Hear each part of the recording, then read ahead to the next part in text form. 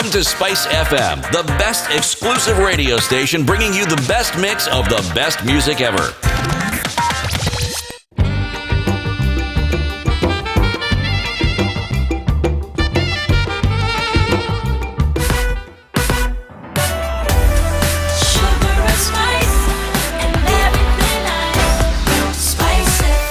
Spice up your life.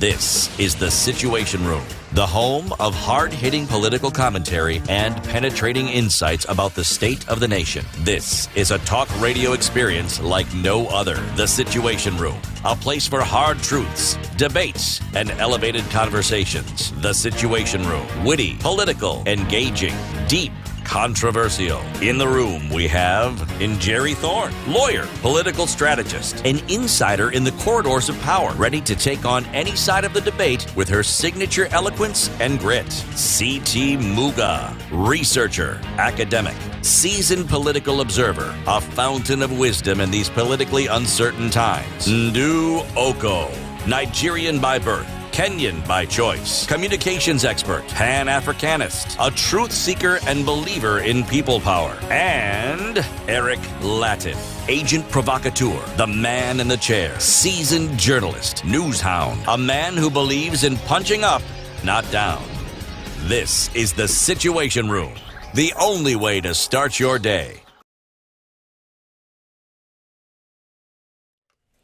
A very good morning to you, and how are you doing?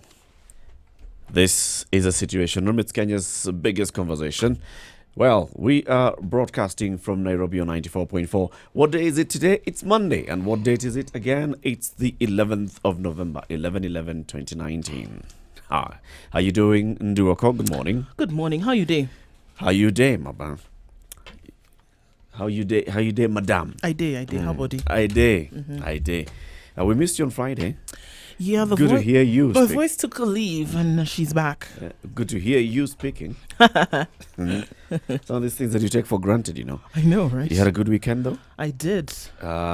Spent heavily medicated, I assume. Right. Lots of concoctions. Yes. And they seem to have worked.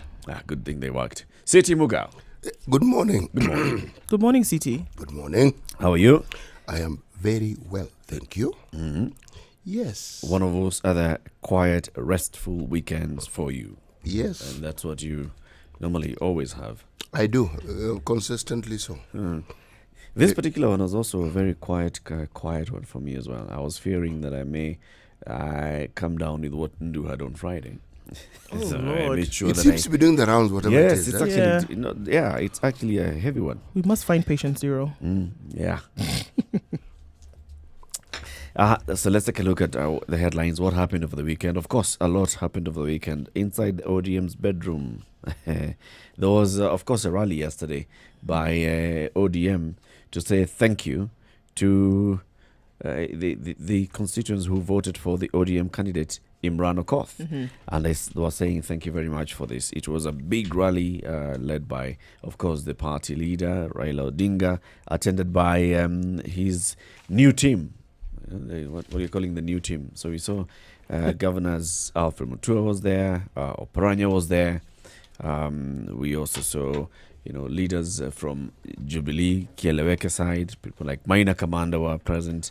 And it was a very animated rally. A new political dream team, you think? Well, according to their definition? According to their definition. And according to CT, these are politicians. Too early to tell. Well, it is the consistency on these activities is just a confirmation of something we've seen in the past. You have a new dispensation of sorts, and you have new alliances. So that's what we are seeing, the apparent formation of new alliances. Just think of the landscape that we currently have, and think of the alliances we had prior to the election. Okay, Jubilee wasn't a party before; it was a coalition. It became a party, but there were over 12 parties in it. You have NASA, many parties involved. So this is just a realignment, and it's consistent with realignments that we've seen whenever political dispensations in this country have a new dawn. That's true. I mean, eyebrow-raising affairs. You will see more eyebrow-raising, I'm sure, with new alignments that will happen in the next, few months or so. I mean, all of this happened over a matter of weeks, and if to see what we saw over the weekend, if you would have predicted that in, as late as August, perhaps one would have called you crazy. Yep. What do you have? Well, a small headline a small section on the front page of The Nation. Half of Kenya's jobs are in 5 regions only. When it comes to employment, Kenyans are yet to see the fruits of devolution, according to a study. And it's buried way into page 26 of The Nation. And basically what they're telling us is that, yes, things have devolved. However, jobs are not one of those things. And it says why half the jobs in Kenya are found in 5 regions only. The devolution has not had the much anticipated effect of if job distribution in the country is anything to go by, according to a new study. The survey found out that infrastructure development plays a big role in the type of openings available and in what sectors. It reports that 50% of jobs in Kenya are in 5 counties: Mombasa, Kiambu, Nakuru, Uasin Gishu, and Nairobi. And 8 out of 10 of these are in the tertiary or service sectors. Another 20 counties have 75% of all jobs in the country, and neither is in the former northeastern region. None at all. The Aga Khan's Eastern African Institute released the report earlier last week, showing that Nairobi alone holds more than a third of available jobs, highlighting the unequal distribution of work in Kenya and how detached from reality government solution is to the unemployment crisis. It would be interesting to actually get the full report and read more about that, and also see. Yes, so we're talking about no impact. Is it no impact at all, or has there been some significant movement in terms of, in the last 7 years, where jobs are? Because we may say that devolution may not have had a big impact, but maybe there's some movement in it. It'll be interesting to see. However, it's not felt as much as they would have been preferred. The Standard has a couple of headlines. One, of course, it pays tribute to Major General Duncan Wachira, who was buried last week. He took over. He's credited with rebuilding the Air Force after the attempted 1982 coup. And this was the Air Force commander soon after. So he says this is the man. Says he was a kind of officer who performed over and above what was expected of him and deserved every promotion that he got. This is retired Major General Duncan Wachira, the 7th commander of the Kenya Air Force. He was a decisive man, that's what they say. Before his appointment as the Chief of Logistics at Defense Headquarters, the senior military officers used to drive their gleaming Peugeot 504 saloons to fuel pumps in their bases and simply order the attendants to fill the tanks. It was a charmed life. As soon as Wachira took over, he put a cap of 20 litres per vehicle. Anybody who wanted more than that had to make a written justification for it.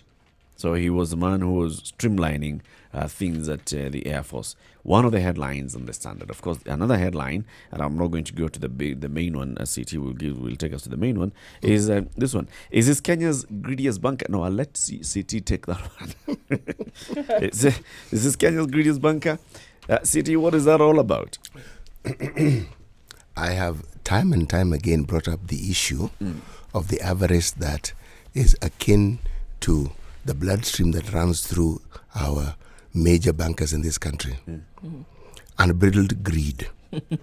Now, it comes out immediately after the interest rate cap was removed. And at the time, I asked the question, has the president turned to be a lobbyist for bankers? Now, here we have a situation where there's a man who is actually ensuring that particular concept is proved to be true. Immediately after, not a week later, immediately after it was signed into being. Yeah. Internal memo. Boom. Boom. But he is not Kenya's greediest banker. He's just quick off the mark. So what's the story? The story simply is that this gentleman is actually doing the very thing that banks had agreed they would not do. The understanding was that if the cap was removed, the banks wouldn't rush to increase rates. Yeah. That's why he's making a story, because he has rushed to do precisely what other bankers had agreed they would not do. Now, again, it's clearly a memo that was not intended for public consumption, but here we are consuming it.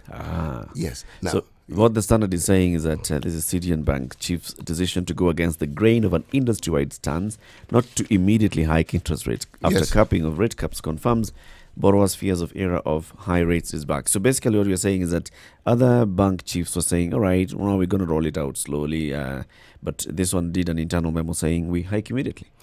the understanding is that we will eventually hike. That's what removing the cap means. So we're allowed to hike as we see fit, because there's no limit now as to how you They can can hike do whatever it. they want. Yes, really. but you're saying, let us delay it. Okay, it's like family planning. We want children, but not immediately. Yeah. Now, we want to make money, but let's give the impression to the people whom we partner with, but who we consider to be our lesser partners, who yet are important in that without them we have no money to make.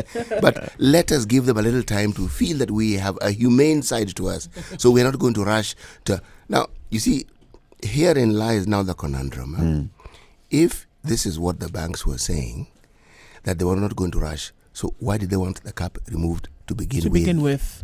If it wasn't something of urgency, it was something...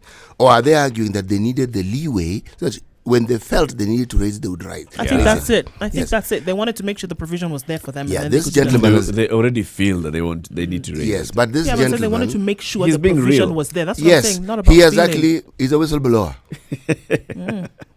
He's just being real. I mean, He's brought the intentions to the fore quickly. So there's no waiting here.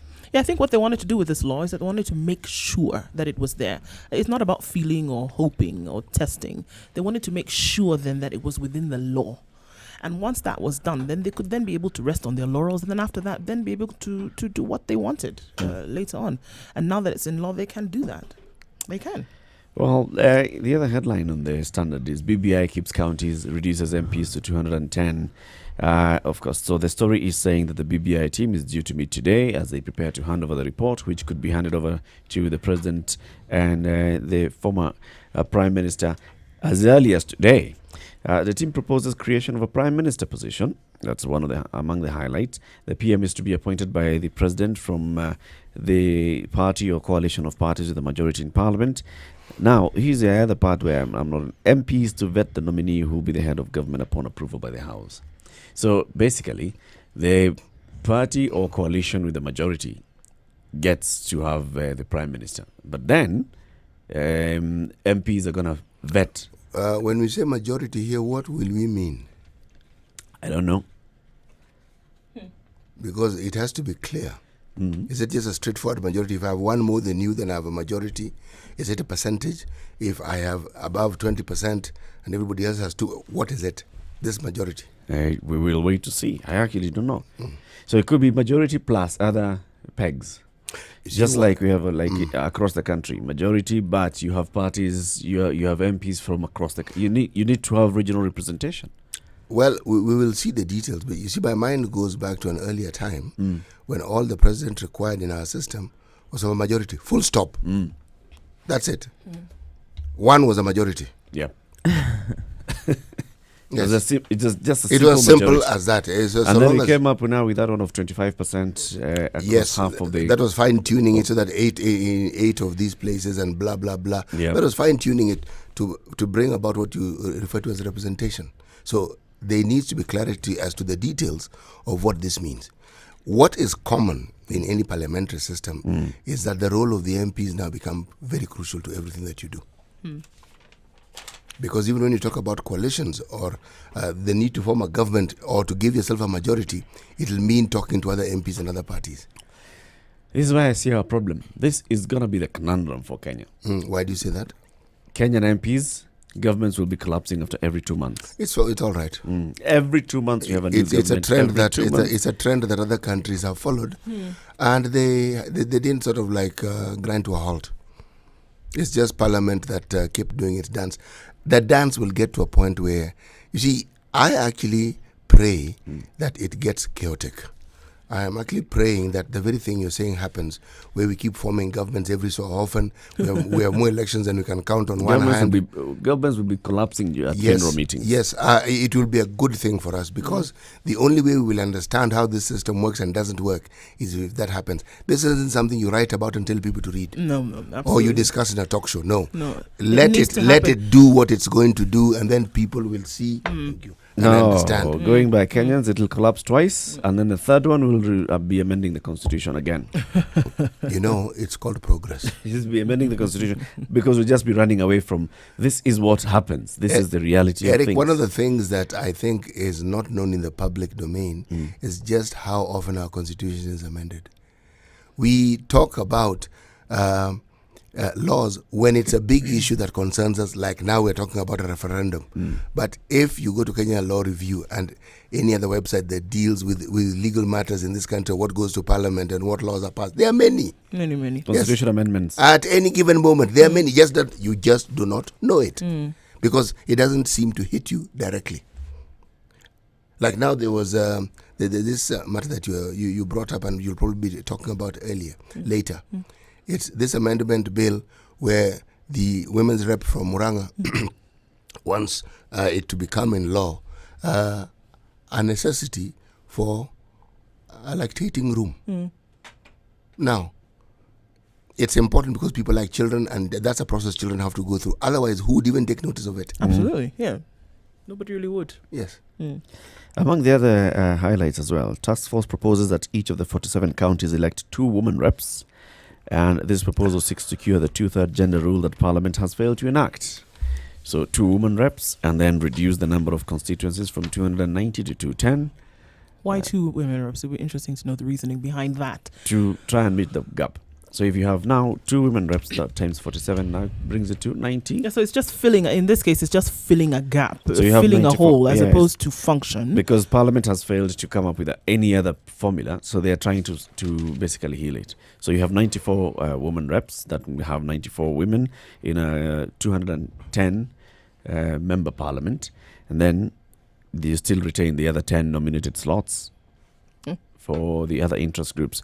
So let's see how that goes out. And counties to be retained at 47, and no regional governments. I think that one would be a good one. Even then, you don't have 1/3 women. Even with the 94, it's trying to reach that. with the numbers. You still don't have that number. If we have 210 and 94, we will surpass it. It's more than a third. We will surpass it. Yes. Because you have already 210. If you had 210 of just one gender, and then of the male gender rather, and then 94 of the female gender, that's already over the third of 210 is 70. And then in the Star, I've got somebody quite significant commenting on what's moral and what's not, interestingly enough. Will not allow unbiblical practices, DP Ruto says. This is reacting to reports that gay rights and abortion are on the agenda in the conference that opens this week. Ruto says Kenya upholds Bible tenets. Very interesting. I suppose theft isn't one of those tenets. I don't know, but... questionable, but there we have it. So that conference, when does it open? Is it today? Yes, it's today, and a number of different countries coming together. But very importantly, I'll be speaking about gay rights tomorrow. But interesting. So how church organizations came out judgments on yesterday, and they're all opposed to this, and they're saying it's called what, the IPD 20+25 conference, Population and Development. It's taking place in Nairobi at the KICC this week, and of course religious organizations have gone out to say among the issues to be discussed will be issues on abortion and gay rights. Yes. And they're saying now we're discussing things that we shouldn't be discussing in this country. I'd be interested to know what the church has to say about it, because the Pope has shown some clemency towards this particular version biblically. Anyway, in terms of homosexuality, in terms of abortion, well, a lot to be discussed, and maybe as far as homosexuality is concerned, we can look at that tomorrow. Well, it's a big one. So what else do you have in the headline in the Star?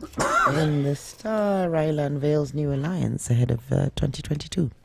And we've been talking about that throughout, the impact of Kibra and what it actually means for the country. Kibra win to impact BBI politics and the general election. And a quick one, Mzee Moi rushed back to hospital, sadly. Sad one. This is the Situation Room. It's Kenya's biggest conversation. We'll be taking a look at what's on the headlines. Remember, you can access the standard publications. This is their standard, plus all the other pullouts and the other publications, including Mount Kenya Star and Pambazuko, online by downloading the standard e-paper app on Google Play Store and Apple App Store. And just one fee, you get to access all of these publications. Good morning, 20 minutes past 6. Spice and everything nice. Alright, okay. Spice up your life. Mature, intelligent talk every morning. Spice up yourself.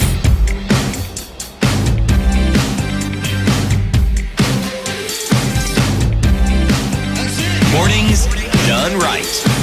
94.4 Spice FM, Nairobi. Good morning and thank you very much for joining us. This is Spice FM. Kenya's biggest conversation is the Situation Room. My name is Eric Latif. We have CT Muga and Jerry Thorne and Nduoko. Well, every morning between 6 a.m. and 10 a.m., we're here to discuss matters that affect all of us as Kenyans. This is local and international politics and matters of policy and governance. And this is what we'll be discussing as well this morning. So we'll start off with the conversation here by Nduoko. So, and CT, you sort of hinted that we'll be discussing it. And this is to do with a bill that has been taken to Parliament by the Murang'a woman rep. Yes, Sabina Chege actually has put forth this bill, and we can start with the numbers of it really and what we are looking at. And a new bill has been proposed by the Murang'a women's rep, and she has basically said that employers and commercial building owners, so it's employers and commercial building owners would end up possibly facing a fine of 1 million shillings or 1 to 2 years imprisonment if they do not provide adequate lactation facilities in the country. Now, we must understand this is a debate that has been held for very, very many years, over a very long period of time, where the rights of women, or actually the right to feed or provide proper nutrition for their children, has actually been ignored in many cases. And this is when it comes to the workplace, because here she is, she's been at home for 3 months, and then she comes home, or rather comes back to work, and then has no place that is adequate enough for her to express milk if her child is with her. We've had some organizations going as far as building and creating facilities like creches whereby mothers can actually feed their children. But now it is being put into law. It has been tabled before Parliament, and they're saying this is necessary for it to be done. According to KEPSA, which is the Kenya Private Sector Alliance, only 37 organizations around the country have adequate lactation facilities for women. The rest is just some room or, a bathroom at best, or you must go down to your car if you have one. Otherwise, find what it is that you need to be able to express milk to then feed your child. It's the Breastfeeding Mothers Bill 2019, and it makes it compulsory for all women, or rather all who run, lease or rent buildings holding at least 50 people, to provide a lactation room. And this is not just an empty room, but this is actually a labeled room with changing mats and changing tables, and a proper waste system, as well as seating areas. Now, if you are found not to have such facilities, you will then be charged 10,000 shillings per day until you do. And if taken to court and convicted, you either pay 1 million shillings of fine, and if you're not able to do that, then you face up to 1 to 2 years in prison. And yes, it must be taken seriously in terms of breastfeeding and what mothers then need to be able to do to keep their children alive in terms of nutrition, because it's been also deemed that you need at least 6 months of exclusive breastfeeding for children. Now, how far the law can go to make sure that some of these rights are protected is coming into contention. And I feel that if the rights and freedoms of women or anyone is not being taken into consideration, then the law needs to step in. And here's a example of that, of what is being done. We don't know how far it's going to go. We don't know if it's going to be picked up. We don't even know if it's going to get to the point of discussion or discourse, as is the case, or is actually what is required at Parliament level. But this is obviously something that has been in contention for a very long time in terms of what should be provided. And I know that there are very many sectors or quarters who feel, look, you've had your child, you've had your 3 months, then make your own adequate arrangements. Don't then put the responsibility on us as employer, where you're housed, and then make it necessary for us to then provide adequate facilities for you. But I am saying that it is absolutely necessary for such provisions to be made. Now, in terms of the criminality of it, when you don't then provide, maybe we get to places where it is being pushed a little bit more than necessary. But I think then that the state should then be required to make sure that we have some of these things put in place if they have been ignored over time. And we have ignored them for a very long time. It's necessary. It doesn't really take much to get it done. The changes that are occurring in a woman's body after she has had a child is necessary for then to have a place where she's able to then express milk and keep for her child. So I think. So this is just a crash. It's for expressing milk and then storing it and taking. Yeah, I mean, of course, you don't bring your baby to work. Oh, okay, that's what I wanted to confirm. So it's not a nursery per se. It's basically just a crash. There's some offices, there's some organizations that have gone as far as having crash, and they have nannies on their staff so that you can actually bring your baby to work. But in this case, what we are saying is she needs to express milk, have a place where she can go and have that done. And it's important enough whereby a bill is actually being tabled before Parliament. Is it also going as far as saying any public space should allow and make sure that there's a breastfeeding platform or room? Is that what it's suggesting? No, in this case, what they're doing is just focusing on all corporate buildings or employers, office spaces, whether you lease, rent, or own it. So getting to that point where they say something must be provided. So whether you work there or you come there for a visit and you need the services of the room, then it should be necessary. It should be made available then for women to be able to use it. Does it give the details of what the minimum requirements would be? Well, yeah, like I said, you need to have a proper waste system. You need to have waste. Yeah, so basically like a bin or something in the room. You need to have waste disposal units. Exactly. You need to have a changing table for if this woman is going to come with her child. You need to have a proper seating area and a bathroom. Basically, is what they're asking at the minimum. Yeah, you know what's interesting about this? There's a paradox to this. Because it reinforces a stigma. The fact that you must provide private and privacy facilities for a woman to do this reinforces the stigma of the shame of doing it. So there's an irony in what she is pushing in and of itself. How is it reinforcing that stigma? No. It's think about expressing, for instance. Why shouldn't we be able to do that publicly? Why must we have private facilities to do so? Why must we have private facilities to breastfeed? Why must we hide ourselves to do this? This is the question. So there's a reinforcement of a stigma there, inadvertently or not. But we've been so conditioned to believe that there's shame in this, that it must be hidden, facilities must be provided. This is not going to the toilet. This is not spending a penny. This is a necessity for life. At what point are we having to be given hidden rooms to have to do this? Why not make sure that publicly it is not stigmatized? So, paradoxically, as she pushes for these facilities, she reinforces a stigma. Why do I have to hide to breastfeed my baby?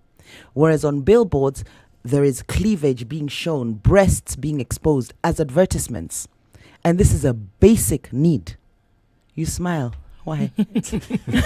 Am I lying? Why are we having to hide this? Why are we asking, can you give us a private special room to do this? No. This should be something that should be done publicly, openly. This is as natural a human instinct as it comes. Every baby should be breastfed. It is disgusting that women have to hide this, and women feel a stigma they that don't. men sexualize. Watch this act and sexualize it. No. That we're given. You're asked, please, can you give us a room to do this? Are we mad? Have we lost it? If No. if there were We don't views, need a room to do if there this. were views of Pull out your extremi- boob, feed the baby. If views Full stop. existed of extremity, you've No. actually No, taken no. that There is no particular extremity. view. Well, you City, had your we time both and know. explained No, it. no. We both know we But come from different You know, generations. this No, has gone it's- from this is 0 a to personal 100 very No. fast.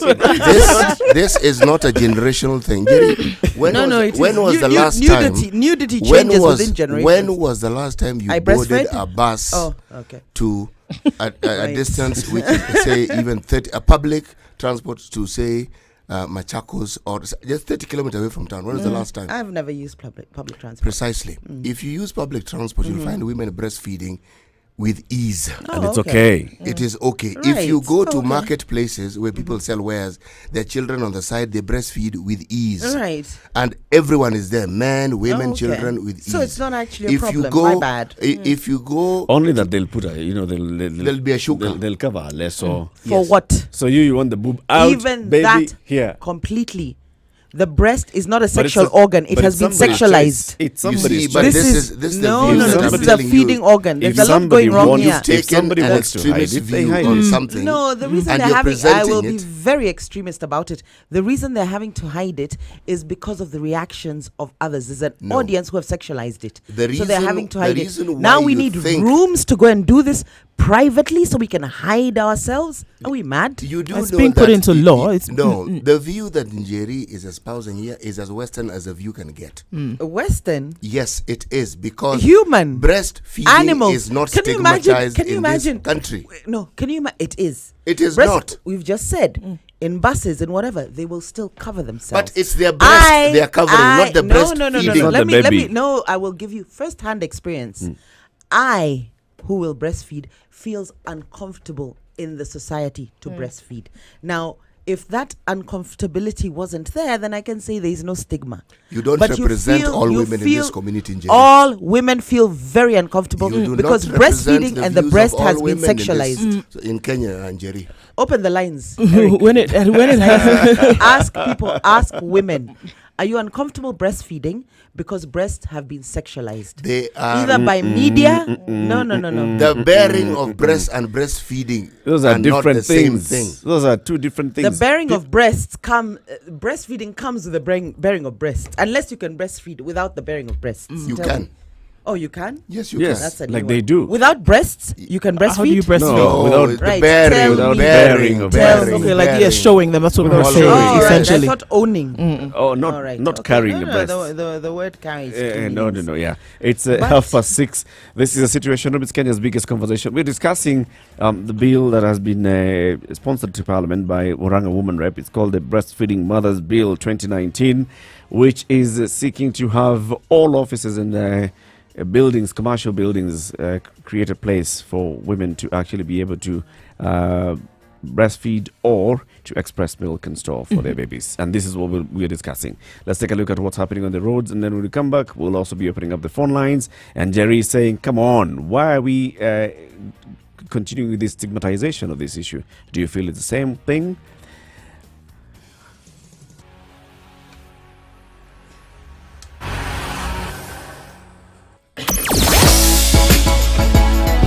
Sugar and spice and everything nice. Spice FM. Spice up your life. Traffic. Let's look at what happens on a typical Monday morning on Thika Road, and that means that traffic is backed up all the way to the Safari Park Hotel. It's moving very, very slowly, but it's moving all the same. Let's see how things change in a very short while. There's been a mad accident along Bagathi Way, and that was earlier this morning, and apparently there was some help from some ambulances and such, but that's likely to affect traffic that starts really early for a work day in Nairobi. Right now, there's nothing else much happening apart from the usual traffic that we have on Mombasa Road. Let's see how that opens up as we get through the morning. It's a bit slippery because we had a bit of rainfall this morning, so please be careful, and it's likely to affect traffic as we look at it. However, you're able to move this morning. Say a thank you out there. Let's see what happens in about an hour or so, and we'll keep you informed about how traffic is moving Well, in most cases, not. 0719012600 is a number. Let us know if you see anything that we need to share about, and we'll give you more updates as we go around. Don't forget, we want to know what's happening around the country as well, as concerns your traffic.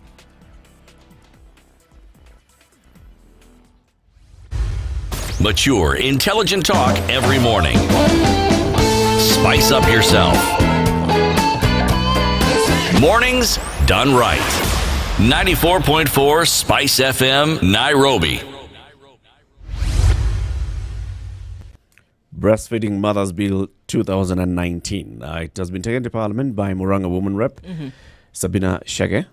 And she wants commercial buildings and all offices to actually ensure that they have this. Yeah, what we're looking at is whether you own, lease or rent a commercial building, there must be a provision for a lactation room. And saying that, look, it's over time, it has really taken, the debate has become really high-tempered, and there's no provision for such. If we're saying that women should not breastfeed in public or should not express their milk where the rest of the office staff are, or schools. I mean, the debate a couple of years ago in Nairobi in Kenya was about schools also, and saying that even for and tertiary institutions, provide something so that they can step out of class or step out of teaching, then to be able to, express milk that they would essentially keep later for storage to be able to feed their children. Because, I mean, the milk production carries on through the day, whether you're with your baby or not. And because of these heated debates and discussions that have been had over time, the bill then has been sponsored by Sabina Shege, and she has said, look, it needs to be entrenched in law. And what we're talking about today is saying that when it comes to the rights, then should the law, get in and be involved then in protection of these rights. And we've seen some of these rights or some of these laws being put in place in other countries in different parts of the world. Namely, the example that we use today is from the US and what they've been able to do in a federal system to make sure that those rights are actually protected. Breastfeeding in public. It's sometimes necessary for nursing moms. But too often, stories make headlines of women being harassed, shamed, or even kicked out of places while feeding their children. In the old days, a woman would never consider doing that in public. They'd go find a barn or a cave or something. I mean, it's indecent. This is a diner, not a peep show. Breastfeeding moms don't belong in the Stone Age. Opinions like that do. If you're a breastfeeding mom, you should know your rights. Here are the facts. The District of Columbia, the Virgin Islands, and every state all have laws that specifically allow women to breastfeed in public. If you're in one of these places and your baby is hungry, you are allowed to nurse them. If someone is uncomfortable with it, they can leave. A federal law called Break Time for Nursing Mothers requires employers to provide break time and a place, not a bathroom, for moms to pump at work for 1 year after the baby's birth.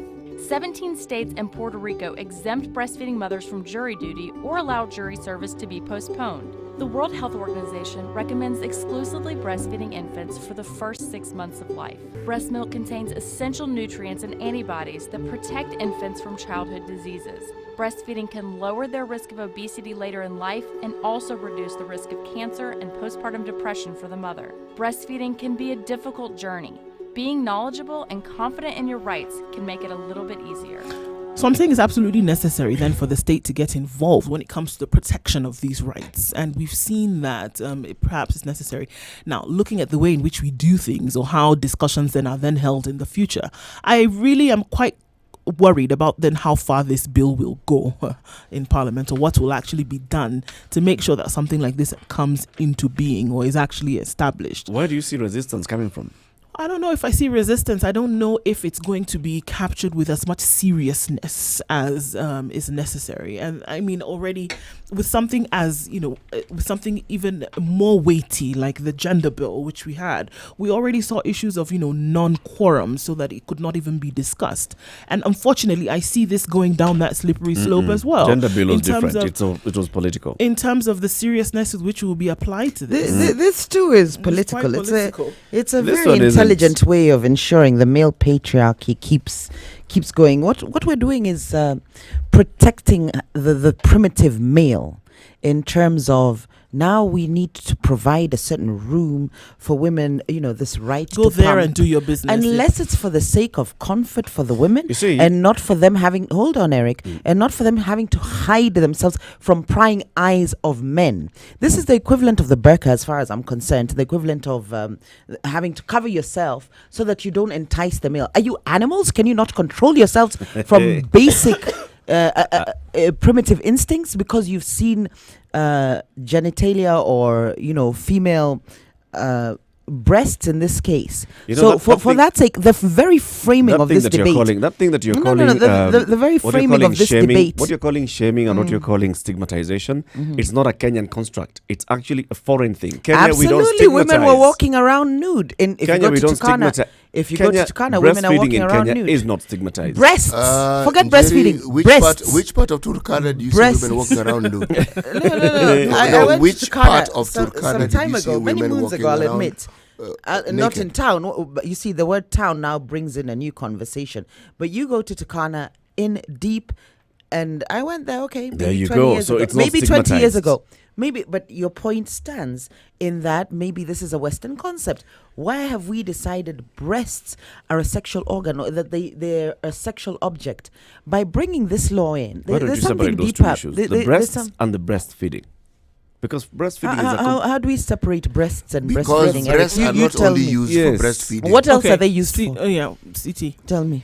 You see the objectivization Now this is the of it problem. and the sexuality element that she speaks of has been heightened by The West. sexuality object is a construct. Huh? Yes, it is, but it's Right. been heightened. In this part of the world, breasts were never considered to be a sexual But object. they now are, because there is No, a they shame are in exposing. they are there is a becoming. shame in exposing. They're They people. are becoming becoming, but they are not sexual today. objects in this Yes. country. And but they're not breastfeeding hasn't. Becoming by how? Yes. Becoming how?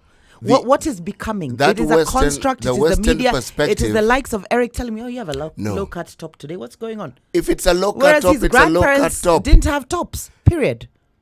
So it is a construct. We're evolving into the sexual objectification of breasts, whereas they're not sexual objects. Breastfeeding is not stigmatized in Kenya. And that's why it's not a big Publicly, issue. we hide ourselves. It is a big issue. Okay, you will find so a why- woman let's- covering. if Why we is a look woman at- covering so herself? What- Whereas if we she wouldn't look do at- that in her home. If we look at the history of Even in this, her home, she does that. If No, we she look at I the- don't. if we look at I the- am a woman. Eric, So- are you telling me as a woman or a man? Eric, I have seen women. Eric, Doing what? Eric, don't Breastfeeding take- at home. Where? Eric, don't take At this home. discussion. Eric, Openly. Yes, I have Okay. a wife who has a child. That is your wife. Yes. Now, and she doesn't amongst cover. amongst Eric. I other have a men. mother, I No, have no. Don't tell Eric cousins, I what have to do. sisters. No, amongst I have other seen men. women. So Amongst I can't other tell men, Eric there what is a to do shame. and No, you no, can no. tell me Of what to course, do. I can tell everybody what to do. Listen, Okay. Eric. Jerry thinks she You represents can all watch women. your wife breastfeed, but Yes. you So would her be views ashamed if must your be wife the was views breastfeeding. of all women. No, there's a point I'm making here that you're fighting off. And CT, it's for the sake of conversation. And I understand we do a lot of things for the sake of conversation, but the sake of humanity, for the sake of humanity, and for the sake of children, and for the sake of No. women, let's not argue for the sake of arguing. Sorry, today. Now, That- when this no, bill, no, no. this bill goes towards, when this bill goes to the House for discussion, like I said, I can already see that the discussion will not go very far. Obviously, because of how people feel, it is. A lot of people feel that it is not an issue, and we've had a debate whereby people. It's been heated for so long, where very, very, very many people do feel that it is an This issue. But have you debate- seen And that's her why debate we've had this right the- to pump at this work? is why we've had no, this it will be it's a sponsorship. populist motion that she's putting forward. This Because what particular- she's pushing is that workplaces have it, which She's No, not- no, she's saying they generally workplaces don't have She's it. No, not she's even pushing for the pushing motion it. that workplaces must She's have not it. Yes. pushing So it's it. very popular. She's pushing So for she something will have very it. specific because the Health Act 2017 already makes the very provisions that she's talking about. It's not that it doesn't exist.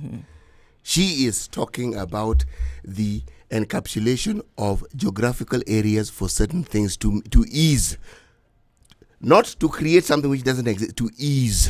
Right, because of Now- the fact that we already have it is in existence in some offices, in some public Because the places. law already allows for it. Yes, but now what she is saying is that she's saying it should be legislated, whereby it is then a necessity or it is mandatory for all buildings, whether you build, own, or lease, that you must have these rooms under the created. Disability Act, that you must create access for those ramps who are and things disabled, like this, whereby and last so year on. they talked about every house Now, being constructed must have a solar panel. What I'm in this saying, case now, in her pushing for this, she's actually propagating.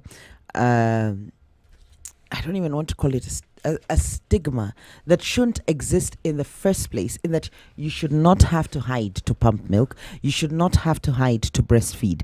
So once we're starting to create rooms, it's the equivalent of, let's say, Would you like a fridge? a to fridge, put the perhaps. milk? Absolutely. All right. So accommodate me. I can understand that. And accommodating is That's what also she's providing doing. that.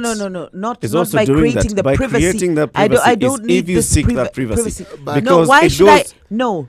Remove the fact that I You need may to choose to, you may destigmatize. not to. Why It's would I somebody's choose it choice. other than for society? Because society deems it something that should be stigmatized. now When you you create a room, you further exacerbate what society has. do you think constructed upon us. do you think that with women now, just take the typical Kenyan woman in corporate Kenya, for example, would she be comfortable then expressing milk just like out here in Well, the this is newsroom, why for you've example? seen MPs in Australia come out with their babies. There's something they're trying to push. In fact, tomorrow I must come out. I have a baby, 4-month-old. Maybe I should come on studio, on air. But you see, already there's gasps on studio, on air, live, film. Breastfeeding? Why? Yes, we should have they, to gasp. Why should they be gasped? What Why? This is the most natural Yes. thing that can happen. If you this ask is the a prime question function and of you us don't as give humans. space for it This to be is responded the prime to, then why function do you of ask my the breasts. question? My breasts are not here to please men, displease men, Siti. and they're not sexual objects. Siti, why would they're you gasp? Here. Why would you gasp gasp? if Jerry came with that? If I isn't came a tomorrow question with of my daughter- gasping, it isn't a question of gasping. Not just a station, any workplace. Why would you go This with is a my 4-month-old point. to your workplace? Why? What is a 4-month-old, 5-month-old, 1-year-old No, we're talking child about the doing breastfeeding. in That's a another. workplace? That's another conversation. Maybe there's a creche round the corner, and in between, then I want to breastfeed. Some Safaricom provides a creche so that you have more time with your baby to create a more positive working environment for women, so that you're not away from your baby at long periods of time. So let's say tomorrow I decide we're live on air. I think, Eric, you always like to say, I hear during your promos for the station, audio visual first. Visual means people can see us, right? Yes. So tomorrow I come in with my baby, all breasts out, breastfeeding my baby. There will be resistance to what underpins it, God only knows. But there's a reluctance, and it's a stigma, because we have managed to sexualize the breast. We have forgotten the breast is for the child. So when we start now providing private rooms, what we're feeding into is the male weakness, ego, nonsense that actually Does the child want do it in privacy? private. Does the child want The child privacy? just wants to feed. Good Lord. No. My are you able my to, daughter, as a child, my are you 4-month-old able- daughter doesn't know about doesn't privacy. even know No. about this, And So, doesn't I mean, need it. It's not, in this case, it's not for the child. What we're looking at for the child is nutrition. Feed your child so that they Yes. can survive and exist. Why Period. don't we but buy- now what we are saying then with this comfortably. with this particular bill, if it should ever see the light of day, what is basically being said is that something should be provided. Jerry now says that if that is happening, or if that is actually done, what we do is that we further that. We're exacerbating Would the women be- sexualization of the breast. Now, would women Which be we don't comfortable? need. Would women be comfortable in an open area setting? Women would be comfortable, but we're doing all this for the men. So Why you- not you- give them you'd shades like- so you'd that like- they can't see what You'd we're like doing? the bill by Sabina to be amended, for instance, and say just allow. It's okay. It should not be. How- You've got to be very careful that things provide a fridge and those are things, but a woman can breastfeed wherever. Or express milk wherever at her desk. Yes. Well, Takes a break and the continues. The bill can't say that, because the woman, even if it's not illegal to breastfeed publicly, it's a reaction to public perception. The bill- We Alright, need so to the bill can- destigmatize. Now, what this further does is reinforce that stigmatization that you must hide. We're even providing private facilities for you to do so. Let's see if anybody agrees with you this morning. 0719-012-600. That's 0719-012-600. We're also live streaming on Facebook, and you can see Jerry on Facebook. You can comment there as well. 0719-012-600. 0719-012-600. Our Facebook page is Spice FM KE. What do you think? It's 13 minutes to 7 o'clock.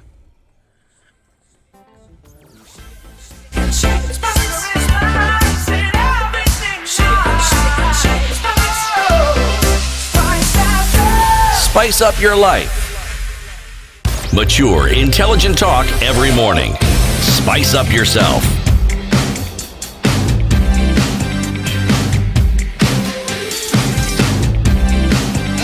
Mornings done right. 94.4 Spice FM. Cynthia McWesley this morning says, do you cover yourself when having breakfast? Why should a baby be covered when having breakfast, 10 o'clock snack, lunch, or supper by breastfeeding? So I guess now this has, the conversation that we're having this morning is looking at the bill that has been sponsored by Maranga Women's Rep, Sabina Shege. And she has said that what we are looking for is that every building, whether it's owned, bought, whether it's built, or whether it's leased, rented, should have lactation facilities so that, a woman can go in comfortably, either feed her child or express milk then to be stored later, for which she should feed her child. Now, this, if it's not being done according to what the bill proposes, is that a 1 million shilling fine should be conferred upon them, on the faulting organization, and if they're not able to pay that, obviously, then a 1 to 2 year prison sentence, jail term. Now, we've also said that in the absence of such facilities, according to this bill that has been sponsored, 10,000 shillings a day would be paid if you don't have these facilities until you're able to then get it done. Only 37 companies in Kenya today have lactation facilities. What are lactation? Can we get down to the nitty gritty? Because other than storage, I should be able to pump milk anywhere. And this is the thing we need to get our heads around. People should not have a problem with it. Why are you looking? This is for my baby. You did this. Your mother, your mother breastfed you. What is the problem here? Because we have sexualized what breasts are about. This is the problem. And by having to create facilities that give the privacy and the space, we're reinforcing this sexual objectification of the breast. The breast is there primarily. I'm not saying it doesn't serve other functions. Don't get me wrong. Enjoy your sex life. If, breast is your thing, go for it. But first and foremost, the breast for the woman is designed primarily to feed the baby. Now, because we have sexualized it, we then feel the need, and there's a stigma around sexualization and so on, and at work and even publicly, we then feel the need to hide this. This is the consequence of events as they have happened to us as humanity, as Kenyans, as society, whatever you want to call it. So if we reinforce this, it exacerbates the problem. What we need to do is destigmatize what breasts are about as far as children are concerned. But so where that do we get to this point? I don't need to hide myself. Unless you're providing me with a fridge so I can store my milk and encouraging me to come to work whilst breastfeeding, so that as a woman, I don't have the disadvantages that women have in terms of having to take extra time off so that I can keep my career going and so on. I mean, it should be a choice as to whether I want to spend more time with my child or whether I want to spend more time at work. But this notion of, what are they calling them? Other than pump at work, where you give me the facility to store my milk, I should be able to pull my boob out, and I'm going to be this explicit and raw about it, pump, put my boob back in, and continue working. But because, Eric, you have a roving eye and you're going to stare and you've sexualized my boob, I then need private facilities. Forget it. This patriarchy is growing from strength to strength. What is going on here? It's absurd. We can't frame this debate about, her being, this being a populist motion that she's pushing forward. That, everybody needs what is she suggesting? A place, every workplace. It's the same as providing, disability facilities. That's very different. That's not a choice. And also, it's not as a result of certain constructs of society. This is you having told me, because I have sexualized your breasts, I'm sorry, do something about it so I don't see them, because me as a male figure cannot control myself, so we make it a dirty thing. I've seen kids crying and the mother's looking for somewhere to breastfeed. So at what have point, we lost it as animals? At what point did we get where... at what point did it become a male figure who is uncomfortable with the breast, and women figure the rest of the women are very comfortable with it, breastfeeding right? around other women. They're comfortable this breastfeeding, but they are uncomfortable breastfeeding around other men. It's the male. It has become a sexualized. It's something you hide, as you do with nudity. Well, are So men... is is it it not? is it that men are uncomfortable? Is it that women are uncomfortable breastfeeding around men? No, Let's no. also not it say is that the sexualization have of you the heard? breasts. Have you know that? That- clip why would a the- man? the clip This is that so we strange. played, Why the would a clip- man be so? And that's what I was telling uncomfortable? you. A Western construct is not applicable in Kenya. In the States, It is. We're wearing clothes. That's a Western construct. This particular one. We've heard a clip here talking about America and saying the way America, people have even been told, get out of here, why are you breastfeeding in public? In Kenya, have you ever heard of such cases being reported? Ever heard of any woman? Any woman complaining that, I was told to get out of here? No, we don't have the platforms to complain as the Americans do, but a lot of We women are very do have uncomfortable. platforms. No, What we do you don't. mean? A lot of women are very uncomfortable breastfeeding around men. But even you will have where Women other are women, uncomfortable breastfeeding around men. right? But you also Have cases. men actually even taken any Where would the action? discomfort come? Are we waiting for action to happen? I would be uncomfortable to breastfeed around even so-called evolved men. Why? Because the breast has become a sexualized thing. By and whom? Sexuality is then by society, I think and Have given the that men- it's a patriarchy by men. Have the men around you told you, no, put your boob back? No, there's some Has there things that been go. any- No, but I there's think something. that Is it- Okay, no, no, no, Eric, no, no, if no. you unleashed whatever hangs from you, has any woman told you put it back? No. You just know not to, right? Yes, because Yes, of because privacy. there's some unspoken rules. Why? So there you go. It's Now, not about that is what so happened. It's not because the No, women. It's no, not no. because You women have to have made us understand, feel it's that a we should Western be ashamed concept of our because with organs. us No, no, walking no, but around nude as tribes, if you look at a lot of pictures, a lot of photographs that I've seen from the past, even you go to rural areas, women are very happy to expose their Are there men? memories. Are there men? Absolutely. Are And there the men in men- those communities? Yeah. There you go. Do you know any communities without men? Exactly. So Right. there And you they go. were- So This is the it thing. goes without It was saying. So a accepting of modern that. society Where have has we imposed moved? on us that this is something to be ashamed of. Now, because of your Western modern society, you are feeling uncomfortable No, no, about no, it. no, no, no, no, no. Don't say that men in Kenya are making women uncomfortable.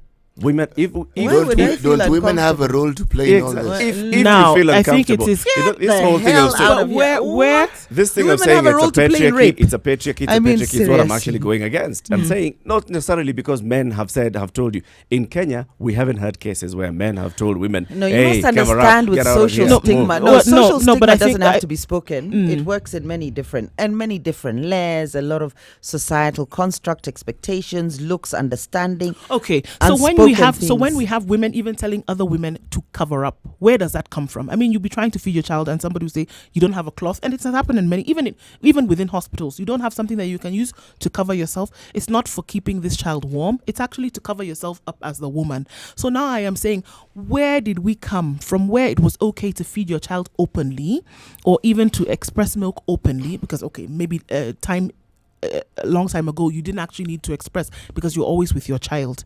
Now, if another woman actually comes and tells you then to cover up, where did that come from? The need to then cover up, because it didn't just jump out at us from the woodwork. Over time, it has been that you should not expose yourself, and it had nothing to do with the nourishment of this child. It had everything to do with then don't expose your body for other people to see, and that's very clear. It had nothing to do with it, and it comes from men, it comes from women as well. In terms of now cover up yourself, that part of it is not about that child that you're feeding. It's that you're exposing your body for other people to see. Really, that's what it is. So that's what you feel. That's what it is. Not because the other people have You told know, you you're exposing yourself You in know, there are front of two us. things. What here. do you think But it where did that forms? where If did that someone- feeling if where is that someone- feeling if informed someone- from? If someone has a view and they're female, that view cannot necessarily just become universal so that it covers all women. It can't.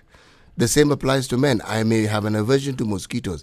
It doesn't mean that all men have an aversion to mosquitoes. Now, CT, let me tell you what you're trying to do here, because it is the fact that there's even acts. People are trying to pass acts. You've seen They're not trying to pass advertisements. it. We have an act in existence.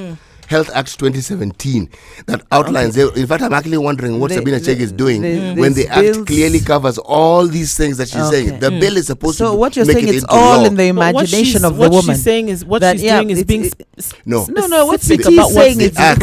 it's your And fault. What's look, wrong with you? We don't have a problem. It's your fault. So If- you're completely ignoring the society if you that you live in. characterized what I said What and is accurately informing? even quoted what I had said, Okay, I would please, tend real- to agree with you. Okay, elaborate. But you will take a quotation from the figment of your imagination, then say CT said. Okay. And I What didn't did you say, it. CT? Elaborate. The law exists, and that law covers everything. The act. Before you said that, what did you say? I asked what? What did I say Because you about said what? I've said something many about things. no, you said something about just because I'm bitten by a mosquito, it doesn't make it a male problem. Yes, So is it if just you as a some female- women that feel this, or Look. some women imagining this stigmatization, or It is something a along talk those show. lines? We will open up the lines people will call They're in, open, actually. and we will hear what they have 0719 to say of this matter. 600. Yes. That's 0719 600. We're opening up the phone lines. Would like you to call in and contribute to this particular conversation this morning. So Jerry is saying that even what Sabina has taken to Parliament, the Breastfeeding Mothers Bill 2019, is actually entrenching stigmatization of breastfeeding in public, because when you create a special place for women to go and do that, you're saying, well, go hide even further. Yeah, you're advancing patriarchy. Well, no, it's underpinned by the advancement of patriarchy. No, that particular act is not advancing you are patriarchy. categorical, actually. No, I said it's underpinned. No, you must understand. We must understand. Underpinned is a new assertion you're bringing in. You are categorical about it. Good Lord. You are? And Facebook as well, you can comment there, Spice FMKE on Facebook. Our hashtag on Twitter is The Situation Room. That is the hashtag on Twitter. And our Twitter handle is Spice FMKE. So the bill is somewhere in Parliament. Has it gone through the first reading? It's been introduced. Yeah, that's where we are now. Right. It's gone through the sponsorship stage and it's been introduced. It will probably go forth for the first reading in a very short while. And you are feeling that it may not even survive that first reading? Well, I don't know how far it's going to go, because I don't know. What my assertion is that we are not at this point even really sure of how seriously we take this.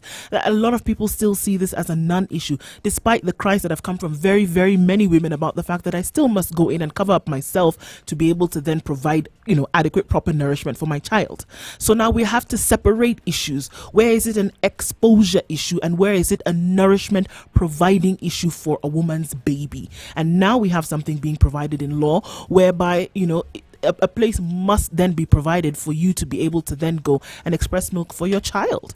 0719 012 600. Good morning. It's 7 o'clock.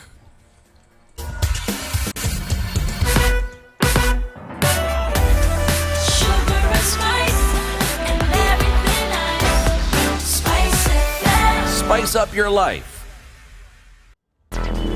Traffic.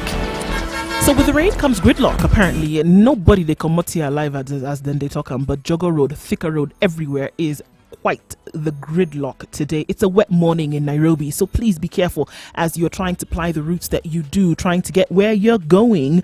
And that's what we have in store for us. We had still some showers on the major sections of the roads in Nairobi. Waiyaki Way right now, however, there's not much traffic as such. It is moving slowly, but it's moving all the same. Let's see what it's like in about an hour or so. But for right now, Thika Road traffic is backed up all the way to Safari Park Hotel. If you do get to Garden City area, you're going to still be in quite the traffic gridlock. Langata Road is moving slowly, but it's moving all the same. Everybody's taking it a bit slow because of the showers that we experienced early this morning. Let's see what it looks like in a short while. Ngong Road is not so bad. Remember that the construction is still ongoing, but it'll take you out to the city eventually, so take it easy because it's going to be a bit of a slippery slide because of the rain. 0719012600 is the number to call. Tell us about alternate routes. We're happy to know what those are so that we can share.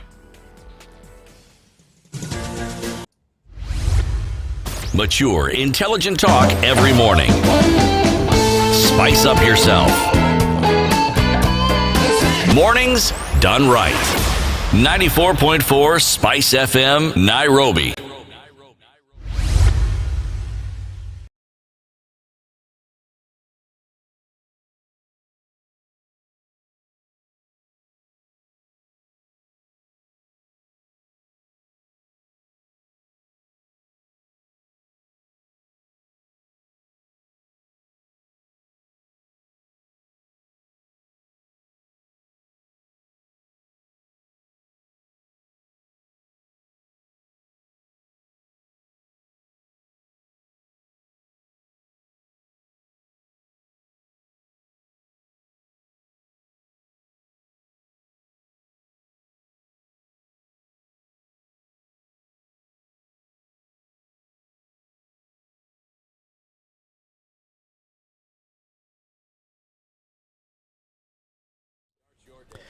The Breastfeeding Mothers Bill 2019. Phone lines are open 0719 012 600. We have a caller from Mombasa. Good morning, Nabeth. Good morning. How are you? Good morning. Listening to today's conversation, yeah. Mm-hmm. I'd like to probably take a slightly different view on it. What if we look at it as common decency? As what? As common decency, when you're growing up, we are taught not to talk while eating. Right. Okay. We are taught not to chew with our mouth open. Now, it's taking a sense that women will feel they're being looked down upon if you're told, or if a private room is provided for breastfeeding. What if there's a lady who feels that it intrudes into her privacy if she has to breastfeed the kid in public? Why would she feel that unless society has so constructed that with something like not talking with your mouth full? You can understand there's an element of disgust with seeing chewed food. It's not a pleasant view. Now, with seeing a baby breastfeed, you tell me, other than the fact that, there's been the sexual objectification of women's breasts, what is wrong with seeing a child breastfeed? I mean, surely animal instincts dictate that you want to see a child breastfeeding. If you see a baby stranded, you will take it to somebody with breasts. We're wired that way for survival. So other than the construct that is society, why should this be offensive, where somebody has to hide or feels the need to hide? Yes, no. I think the question here is not even about the child being breastfed. It's about exposing the breasts, yes? Yes. Now, let's address one thing very clearly. Breasts are not like fingers. They're not like a leg. It's a private part. You don't see ladies walking out with the breasts out there. You did until the colonialists came in. If you look at pictures of us historically, you'll see a lot of communities. It was never sexualized. You'll see up to today. You see communities in Turkana, for instance. Some communities bared, some didn't. You'll see it's not something. There is something that we normally say we try to adopt civilization and try to take in what is. But who says it's civilized? Slavery was supposedly civilized. We didn't adopt it, and it doesn't need to be adopted. Just because the West did it, it doesn't make it civilized. But why do we forget the other? I think Nabeth was making a point. Yes. What I like to point out is this. It's not about people objectifying ladies and looking at breasts in a sexual manner. It's first of all, even the comfort of that lady. We address things differently, yes? There is somebody who's very comfortable walking on the street with a bikini. There's somebody else who's not comfortable doing that. As a lady, no man involved there. As a lady, as a person, as an individual, yes? Yep. We are taught of being a gentleman. Pull a chair for the lady, open the door for the lady. Yeah? Being a gentleman goes also hand in hand with somebody being a lady, being decent, not wanting to expose yourself. And I'm not just talking about breasts only. There's somebody who exposing their thighs to a certain level, they feel it plays ladylike, and not because society has said so, but for their own personal comfort. So if we say that by having a private room to breastfeed, we are trying to look down upon serving the ladies, purpose of the woman. Having made it uncomfortable for her. So we're serving. So what you're deciding is we as society and men, we will make it uncomfortable for you because of course we run all advertising and marketing which shapes and forms societal attitudes towards a lot of things. So we run all that and then we make it uncomfortable for you. And to make it comfortable for you, we shall give you a room to breastfeed. Because if you look at communities which weren't. Hold on. I think Nabeth. The only problem I'm having with this is the question has been asked. Has a man ever complained that a lady is breastfeeding? Yes. In what instances? In a lot of instances. I don't think the complaint has been she's breastfeeding. The complaint has been that she's exposing herself. So has there been that complaint? So now, or are we discussing nudity? Now, well, the two go hand in hand. Unless you're gonna stick your baby inside your clothes where they can't. So how do you? Sometimes you have to expose yourself to breastfeed. Let us be real. No, let us be very real. Missing the point. There's a child here that needs to be fed. Exactly. At what point are we having to hide anything? Those two Where situations does the conflict come in place? Jerry, those two situations are very, very different. Then why do we? Yes, hold on. Situations and merging them as one. You're not talking about nudity. You're talking about a lady breastfeeding. Yes, exactly. In a case whereby we have not had an outcry from men that ladies are breastfeeding. We are having a situation whereby I think to some level. You think these women are doing it for fun? Okay, you don't think it's a result of the stigma? What you've just said now is that they don't come and say that she's breastfeeding. breastfeeding, they come and say that she's exposing herself. No. They take No. offense. No. They take offense. Those They're even two angry. situations No, are don't get different, annoyed. guys. Bro, Come Eric, on. see the men here. No. Eric, No. I'm trying to confirm No. what he No. said. No. I am asking him what he said. Calm down. And he's telling you. Calm he's down. telling Let you. me hear from him. You calm You down. listen to him. Calm down. Nabeth, What you're speak. doing Eric, is, calm down. Nabeth, please talk. Yes. What you're doing is you're taking words and twisting them to fit the narrative. That Exactly. is, no, I am very Wait. clear You of see, what I've ever there said. is I am another asking thing you. Ndu, he's answering you. He's answering you. There's a Nabeth, narrative continue. you're trying to preach. There's a narrative you're trying to preach that this is anti-ladies, yeah? If I may use that word. There's a narrative you're trying to preach, and for it to fit, it has to fall in a certain manner that you want it to be. But the reality is there hasn't been a complaint, one, and it's not like because nobody has come and said stop breastfeeding, so it's not a problem. No, what you're saying is it is not a problem from our and your perspective. It's just that we're creating a problem out of nothing. That room, if it's to be provided, it will be provided, even for the lady's comfort herself. I don't think it will be fair to subject a lady who is not willing to expose her breast in public because we cannot provide this because it will mean that we are subjecting ladies to some discrimination of some nature. I would think it will be fair to provide it so that whoever is comfortable to do it in that privacy will be able to have access to the facility. Nabeth, you're so far gone. You're so far gone, you can't even see my perspective. Huh? Why would a woman feel uncomfortable in the first instance? This is what I want addressed. You're not saying, no, hold on, let me finish. Yeah. We spoke, and I think Eric muted us in the studio, put all our mics down. We couldn't speak. So we were actually speaking, but you couldn't hear us. You couldn't interfere. You couldn't interrupt him. So I'm tempted to ask Eric to do the same with yours, but I won't. But why would a woman feel uncomfortable in the first instance? It is that discomfort that we need to rid of. That is what we need to deal with as society. Not then reinforce it, but providing certain rooms for them.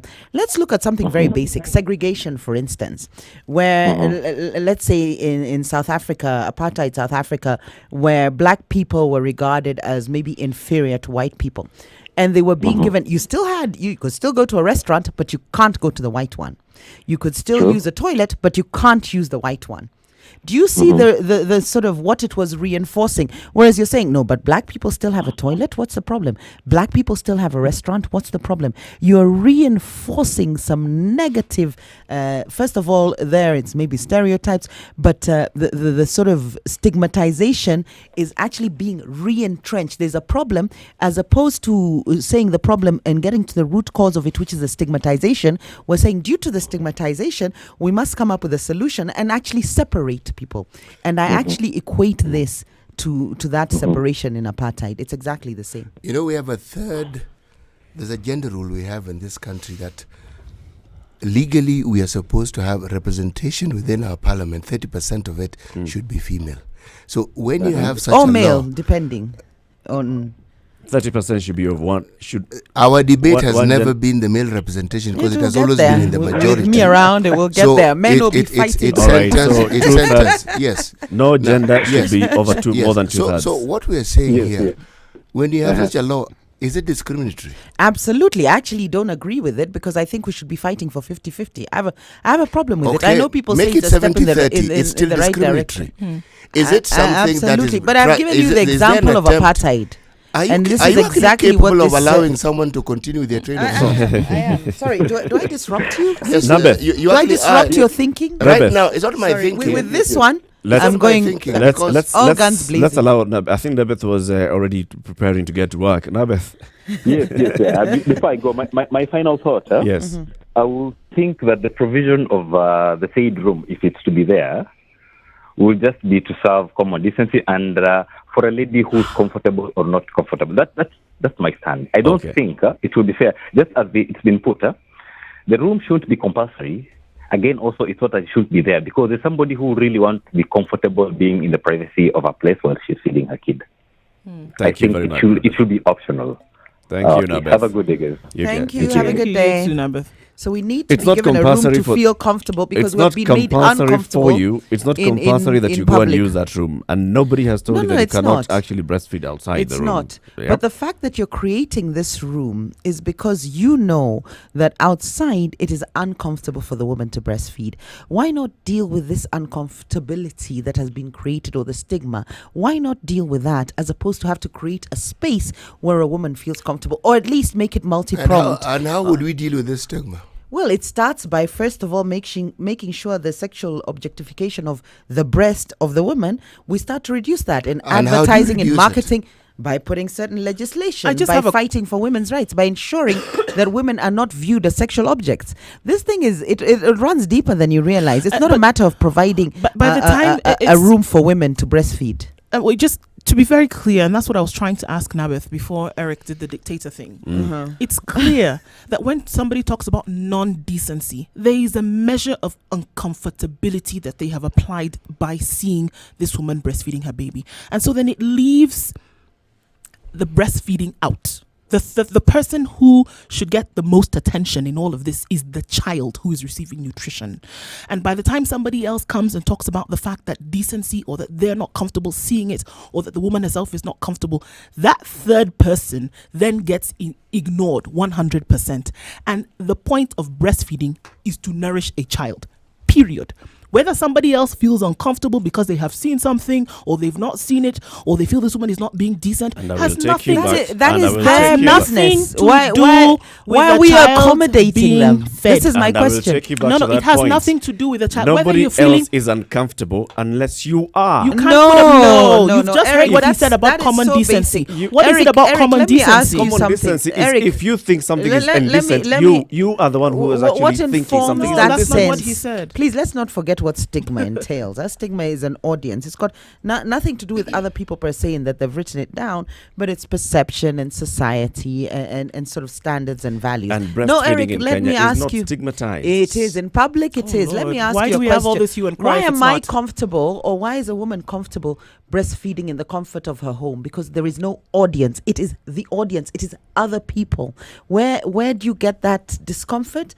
Other people. That other people is a societal construct, because we have sexually, that sexual objectification of the breast is what we need to stop, where it becomes a discomfort. Hide yourself, because here not only is it sexually objectified, there's then the next layer of anything sexual is then dirty, and you should be ashamed of it. So there's so many layers here.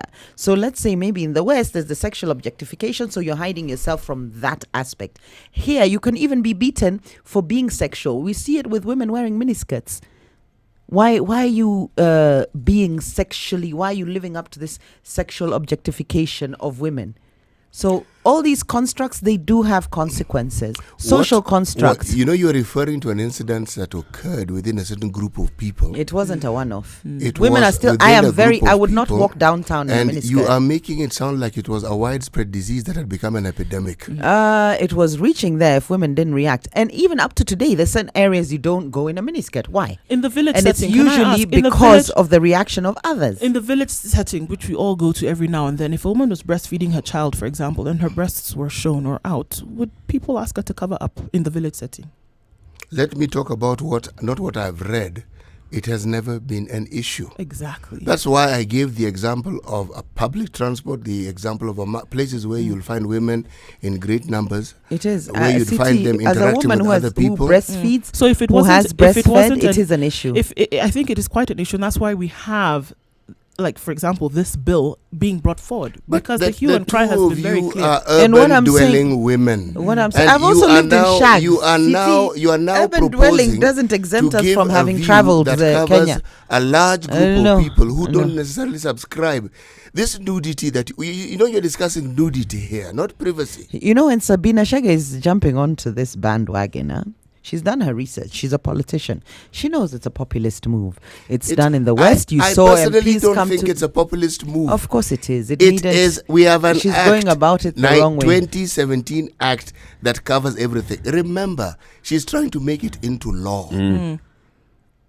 Yes, that's what Our I'm- constitution has it. It's not something that is new. Our Please understand. constitution has that you must provide pump at work facilities. It has many things. It's No, not it one doesn't thing. have that. I'll tell you for free. It doesn't have pump at work facilities. It wouldn't have. It's the Constitution was drafted primarily by male Jerry, the legislators, Constitution male proposes drafters. the very thing they you're saying wouldn't it have doesn't thought have. of that. It proposes. Look it up. The Constitution doesn't propose, it mandates. It's very different. Huh? A proposal is a suggestion and up for debate. So the this Constitution, bill, are you it's for a or mandate against in law. this bill? Bottom line. I am for the intentions. I understand, the spirit or how noble her intentions are, whether politically driven or for the sake of community. But what I'm saying, it's a double-edged sword. We could be actually sort of shooting our own foot as women, shooting ourselves in the foot as women, because it reinforces and exacerbates that prejudice and that stigma of women breastfeeding in public, that we're being given facilities to hide ourselves, as I said, with segregation. Well, I think it is necessary then to provide spaces, because again, until we're able to get whatever stigma comes, it's necessary then to provide a space for women who do feel the stigma, and they still do need to feed their children at the same time. And I keep saying we cannot forget these children that are actually need to be fed, or for whom the milk needs to be kept. And because of that stigma, then there is that section of women who do feel that they need to go into private, and then that must be provided for them. So you support the bill? As I said in the beginning. I tried to call Sabina Shege on air. Her phone has not been going through. Unfortunately, it would have been good to actually hear what also her thoughts were on this. 0719-012-600. Thank you very much for your calls this morning. It's 19 minutes past 7.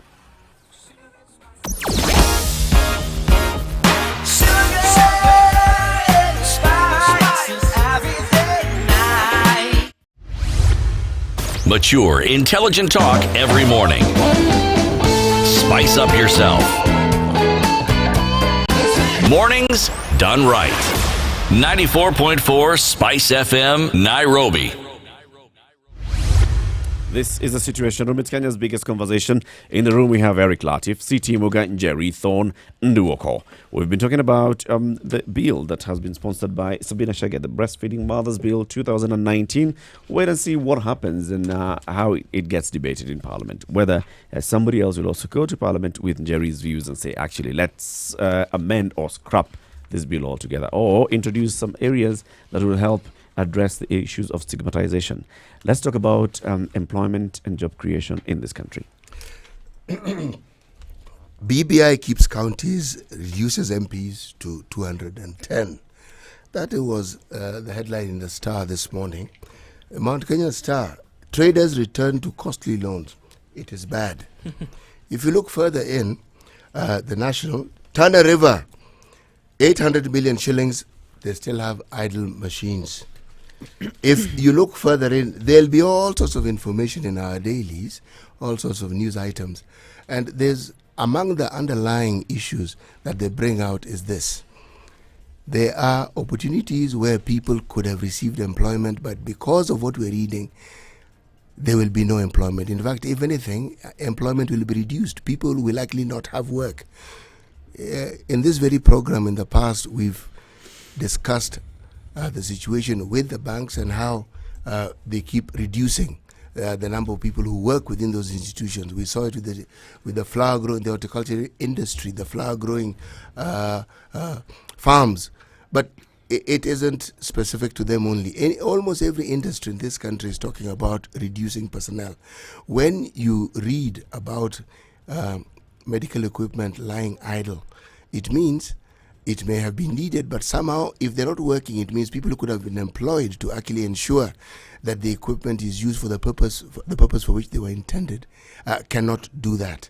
So it begs this question: when we plan for human resource in this country, when we foresee our needs, do we also ensure that those who are tasked with implementing it are empowered sufficiently to ensure that these needs are met through an education system? Now, why do I talk about the education system? Because that's where you nurture human resource.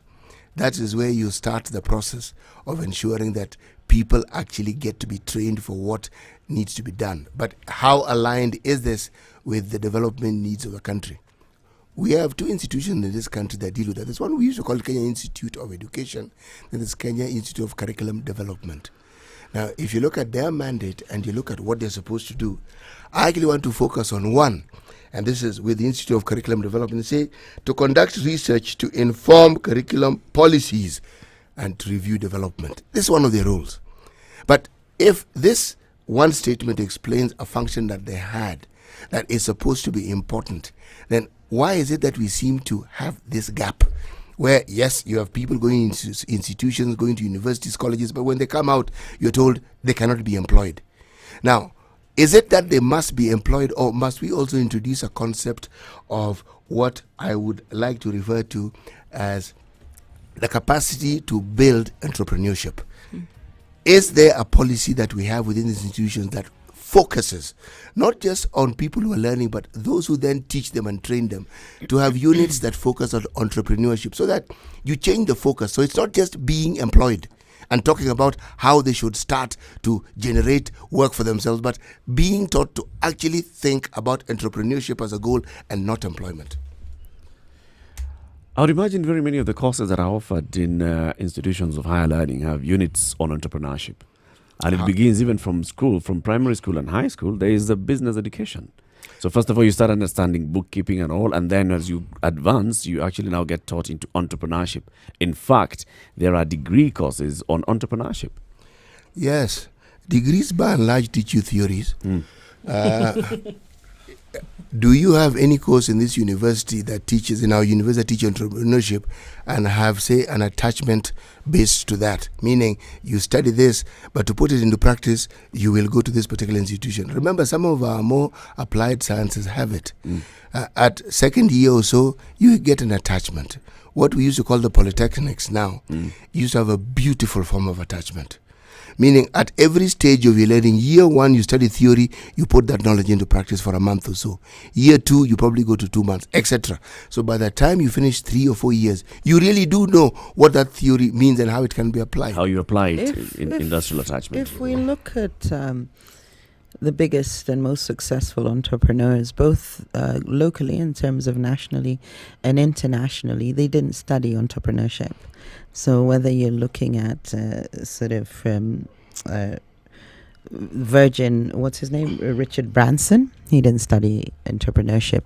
Or we come back to Kenya, and some of our most successful entrepreneurs, they didn't study entrepreneurship. It's a difficult one. I've actually had issues with trying to teach entrepreneurship. I believe it's a spirit, it's a flair, it's actually something I believe that you learn from life and from watching, and it's a drive that you have within you. In terms of learning having the business acumen or learning the accounting, that comes later. And as a successful entrepreneur, you don't need to know that. You can actually employ somebody who will run your accounts and so on. So it's an interesting one, and I think that's where the debate exists. Can you teach entrepreneurship? I know a lot of people who have gone to university, and yes, there are offering courses in entrepreneurship. There's a lot of people who've gone and done entrepreneurship. This won't make them great entrepreneurs. It's not like medicine where you go and study medicine and you will be a great doctor.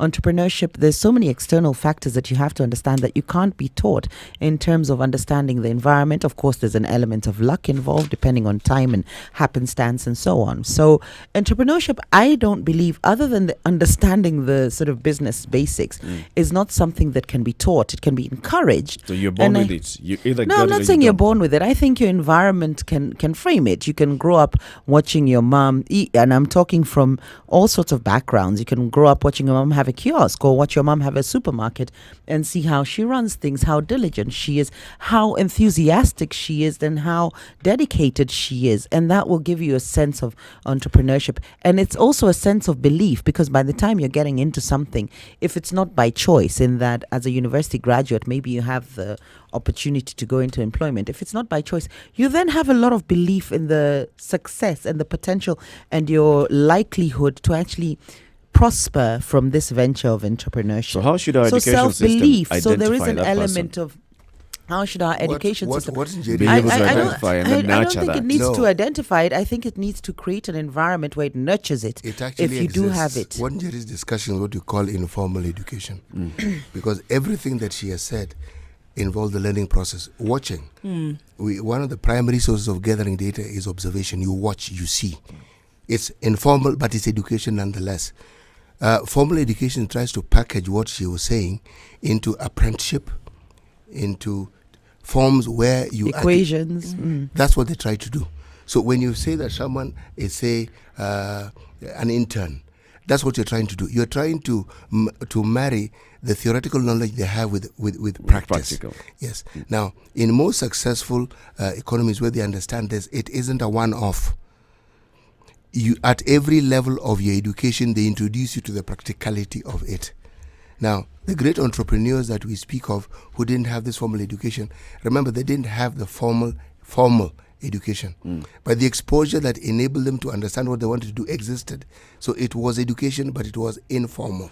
It's interesting because then what happened is that now an idea then was able to marry with exposure and opportunity. Yes. And that is what then essentially launched them, onto what now we're able to see as stories of the great entrepreneurs.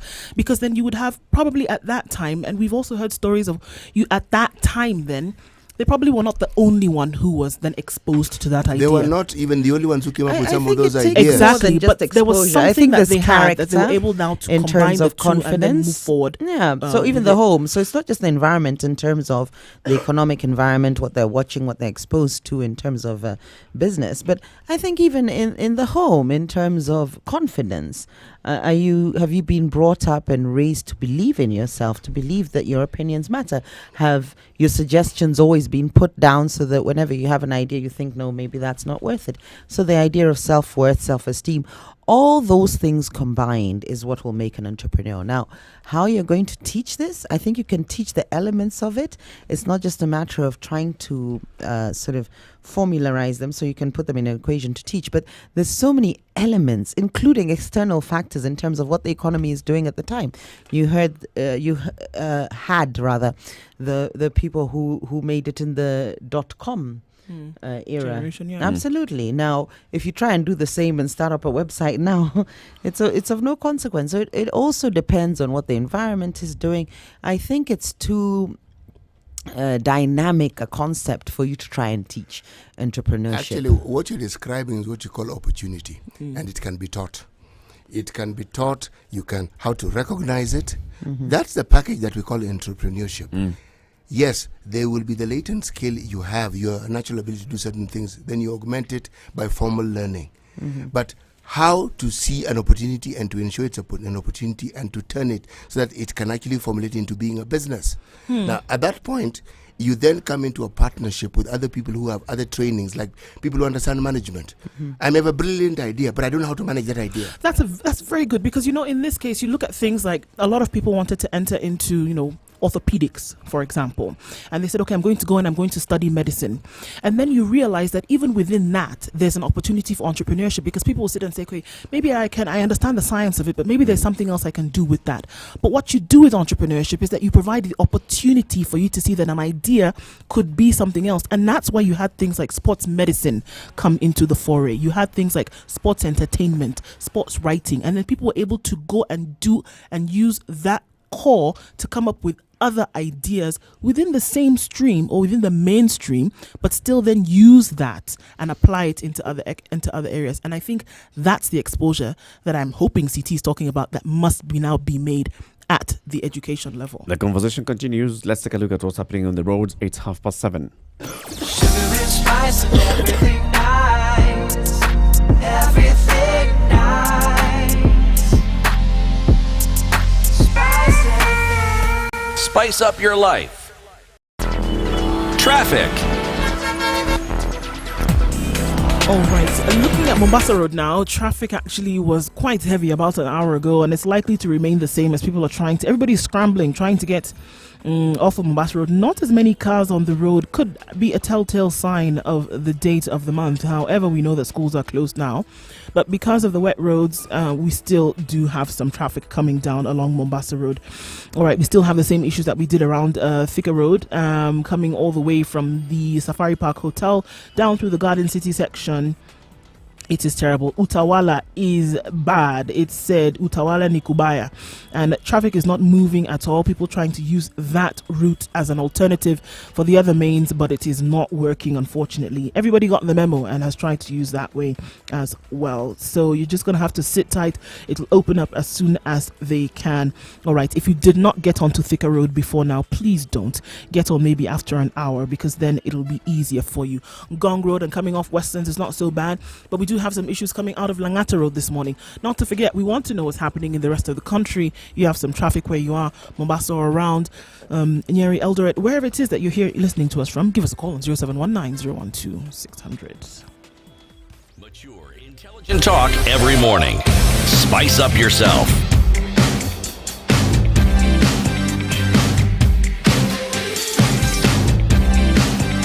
Mornings done right.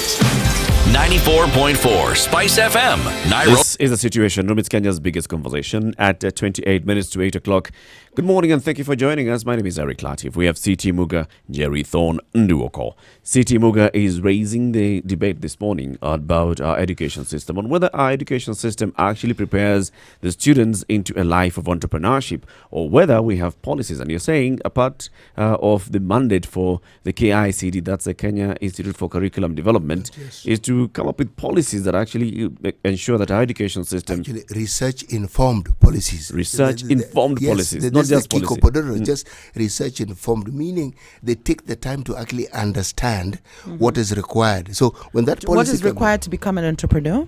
What the country requires, it starts with that. Right. What we need to develop so that your education system is married into that particular requirement. Into our needs. Yes. And you're saying our needs now. You are saying our needs involve entrepreneurship. Yes, I am saying that Absolutely. when you have all these people who you trained and all you've done is to train them to expect to be employed, it's a disservice, because by the time people go for that higher learning and education, it shows they have a certain capacity. And even if they don't, there's a capacity that is not explored, the capacity to help them create. Yes, I was going to say, actually, if you look at the actual curriculum, creativity, there's very little emphasis on creativity, and as a result, very little reward on creativity. If you look at how we actually score children in terms of exams, you can score A+ or A*, whatever it might be, in the 90s in the arts and whatever would be considered creative. But because you didn't do well in maths, it brings your grade right down and you won't get into a good university or a good high school thereafter. Similarly, I think confidence in a lot of Kenyan system schools is quashed because of the idea of authority by the teachers. You can't question certain things just by maybe nature of some of our culture and the respect we have for adults, which can be a good thing to a certain extent, but not when it doesn't allow a child to flourish or question certain scenarios. And the idea of initiative, because there's so many rules and regulations, or I say regulations, I'm so used to discussing governance, but there's so many rules and ways of doing certain things that you have to follow, that you're brought up almost military style, which gives very little scope for creativity. Also, the notion of starting school quite early. You find in Scandinavian countries, here I go again with my sort of colloquial example with the Scandinavian countries, they start school age 8 in terms of learning, school as we know it. Prior to that, children do go to school to mix and mingle and socialize, but it's purely to develop their character and develop who they are, so that by the time you start educating them, because education is actually looked at as a form of programming or indoctrination, you don't want to have interfered with whom they might have been as a person, what they might have been gifted with, whether you want to look at that from a religious aspect, from a genetic aspect, or what have you. So by starting school at age 5, and it's a matter of cramming, knowing, and we hear it, we show off. I've done it where, I'll show off to everybody, look, my kid can count to 10 and so on. So it's this regurgitation of knowledge in a very well-established, almost indoctrinating system, and we celebrate it to a certain extent when we see people passing exams and so on. So I think those factors, creativity, confidence, the idea of taking initiative, those are key and crucial for entrepreneurship. Now, if we're taking that away, let alone reinforcing, reinstilling and ensuring and furnishing our children with that, if we're taking that away through the education process, then for sure we're not creating entrepreneurs. The few that we do see come come out and become entrepreneurs, they're probably survivors of a hard economy, a harsh economy. Those are the ones that are made. Yeah, They're they're actually few born. and far between. They would have been great entrepreneurs in a better economy. If you look at our so-called Juakali sector, the informal sector, a lot of entrepreneurship is actually in that sector. People Out of coming choice? out of no alternative. People innovate, people create to ensure not just that they have jobs. And usually they look at what's available and what people enjoy and what they consume. And they come up with alternatives to what already exists, and usually at a cheaper price. So the very same thing you could have gotten in a shop, made in wherever, which country it comes from, they can actually do it for you. Now, What does Juakali, just elaborate, what does it exist of these days? I've always thought growing up, and I think for the longest it's remained my definition of Juakali is making jikos. What does it extend to when you say anything? Is it so sofas or yes? Just think of anything. What is our Informal definition sector. of Anything informal like sector? Basically, informal Just sectors think that they of work with their informal hands. Think of yeah. anything you want to think of, and you'll find it in the Juakali sector. Anything. Fridge, Yes. cars. Yes. The repairs, the mechanics, the people Chairs, who make anything furniture. that people consume and Is use, considered you will find Juakali. it. No, it is actually made in that sector. Now, there's something that has happened that it was first popularized in the Silicon Valley. It's called intrapreneurship, okay? Where there's a concept called clustering. A gentleman by the name of Guilford Payne Shaw came up with this idea where you have a parent company and a group of young people, it was usually young, look at a way in which they can do this business differently. So they break away, but it's not to kill the company. They bring an aspect that this company wasn't focusing on, so it actually increases their business. Now, in our Juakali sector, most of the furniture, for instance, that you'll buy in high-end furniture shops is actually made in the informal sector. Yep. It's packaged the way they want it, then it is taken to these high-end shops. It doesn't come from anywhere else. Right, It's actually made there. And there are very many other products that we use that are actually made that way. If you want to understand this, I want to bring it to a very basic concept. When you go home and you pass a local market where people sell, say, vegetables, you will find that there are these places, the vegetables already chopped up for you. There you go. You do not need to go home and chop it up. So that is entrepreneurship, meaning someone has taken the selling of vegetables to the next level and it doesn't cost you more. They've already almost prepared it for you, understanding you will Value have the addition. time. Yes, exactly. Now, value addition is something that people can be taught so that they understand it. The process of learning informally that Njeri spoke of was born out of need in these areas. So somebody realizes people who come here want to go straight home. They don't have time for a lot of things. Alongside these people will be others who have actually cooked the food. And you can actually buy it cooked. Meaning they've taken it now to the finished product, the end product. Now, it's that thinking taken from that basic level and take it to a different level where you now it's products. It's consumer products, consumer durables, things that people like to use. And it's homegrown, it is being developed so that it meets the need of the very people who are likely to consume it. Then in some sense, then I think looking at what economies then have been able to provide or not provide for students, then you also have an element of forced entrepreneurship where people have been forced to say, look, there's this service that I can provide because I've seen a gap, but then there's also something more that I can do that probably it's seeing opportunity that will probably get me more, not in terms of money, but more in terms of widening my customer base. And you see this happening across the world because then people are able to say, okay, I can go here, I can buy an egg for breakfast and I can then take it to the office, then I have to sort out myself. Or I could come and I could sit here for 10 minutes and I get tea, I get a sandwich and I get an egg ready to go, I'm done and I leave, so people then have been forced. It's not necessarily something that they learned. I wouldn't call it forced, but it's not something it's encouraged. It's not something that they learned. Let me leave the informal but if sector. we take that and now apply it in a formal education, then it would be better. Yes. Look at, for instance, let's look at a large institution like, say, a bank. The traditional banks that held sway in this country were actually foreign owned. Barclays, Standard Chartered, and others. Right. Okay.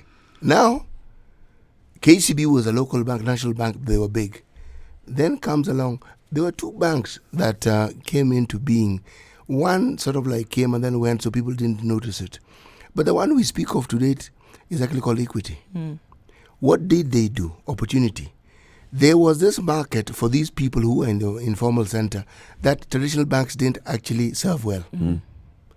Their innovation was just making sure they serve these people well. Absolutely. So what they did was grew their customer base to a level that nobody had anticipated they would grow. But the other technological innovations they also brought, because with technology, you'd hear, oh, this system has hang, this one isn't doing this. That particular bank doesn't have those problems. Why? Somebody saw ahead and made sure that they close those loopholes. That is what I'm talking about. Now, if you spread that thinking down and you have a whole generation of people thinking like that, then you have innovators. You have people who take what exists and expand it, change it, twist around, move it about so that it, yes. Are you saying it doesn't exist? Suggesting is No, that it doesn't exist. It doesn't exist out of unemployment. Yes. Do you not place any emphasis, or is that is it a deliberate oversight, or in terms of understanding that also the infrastructure and technological facilities have to exist, so government still has a role to play, which as crucial a role as actually creating employment. So in essence, you could reach that point where you're pushing for entrepreneurship as you are for employment. But they are creating employment by creating entrepreneurship. No, I understand. Yes. But in terms of the hurdles that they face with creating employment, they could face those hurdles in creating a conducive environment for entrepreneurship, because also entrepreneurship, it does have its sort of basic ingredients, external ingredients, i.e. you need a certain, infrastructure, you need technological facilities at this day and age and so on. So if the government is not creating that, you then reach a point where, yes, there's a push for entrepreneurship by government, but it will reach the same hurdles as it does with employment, because it doesn't have the infrastructure, it's not creating the infrastructure. And formal employment. Yeah, the formal employment. Formal employment. I think we have very many entrepreneurs, people who would actually venture into entrepreneurship, whether they succeed or fail. I mean, that's the whole journey of entrepreneurship. You start, you fail, you start again, you fail, you start a third one, you learn, you succeed. But like what Jerry is saying, it's about what the government, the conducive environment as well. And if you look, if you say things like the Youth Enterprise Development Fund, the others, the women, which other? Well, I mean, Eric Wilson kind of funds, when right? I talk about all a those technological funds, first of all, environment, they're trying to address something. The biggest hurdle that people will say that they have is access to capital, access to opportunities. Opportunities, the 30% opportunity for, accessing government tenders. But also, entrepreneurship and entrepreneurship beyond is very that, different. Beyond that, the other areas that you need, for example, no, the government giving 30%, I don't think that was actually a very good solution, because other than sort of a boom-bust situation where you create a certain number of millionaires who don't usually employ people, which is the idea with entrepreneurship, that these people will go out and create jobs. So this idea of giving 30% of tenders, let's say, to women or youth, it's a fantastic opportunity, but as a solution to employment, I think implementation of it is what was wrong. No, implementation, whether it was good or bad, I'm talking about it even from a theoretical or policy perspective, in terms of addressing the issue of unemployment. Because somebody will make money and they will invest it in self-enrichment. So they will invest it in building properties and so on. They're not then going to open a company and widen that, because it's a one-off. You got this tender and you're good to go. You don't need to employ too many people to serve that tender, as we understand tenders to be. With how it was implemented. The people in government are looking at it as an avenue to actually get money off government by giving it to their people, and that's how. If you looked, I'm talking about it even how as a it has policy. been practically. No, okay, we can say that, and we Actually, know how Kenya works. It has been so, and we know how Kenya works. But even then, there's no evidence. Let me open for the that. lines as we take this short break. 0719-012-600. Also, you can comment on our Facebook page, Spice FM KE, our Twitter handle, The Situation Room. It's 14 minutes to 8. Sugar and spice and everything nice. Alright, okay. Spice FM. Spice up your life. Mature, intelligent talk every morning. Spice up yourself.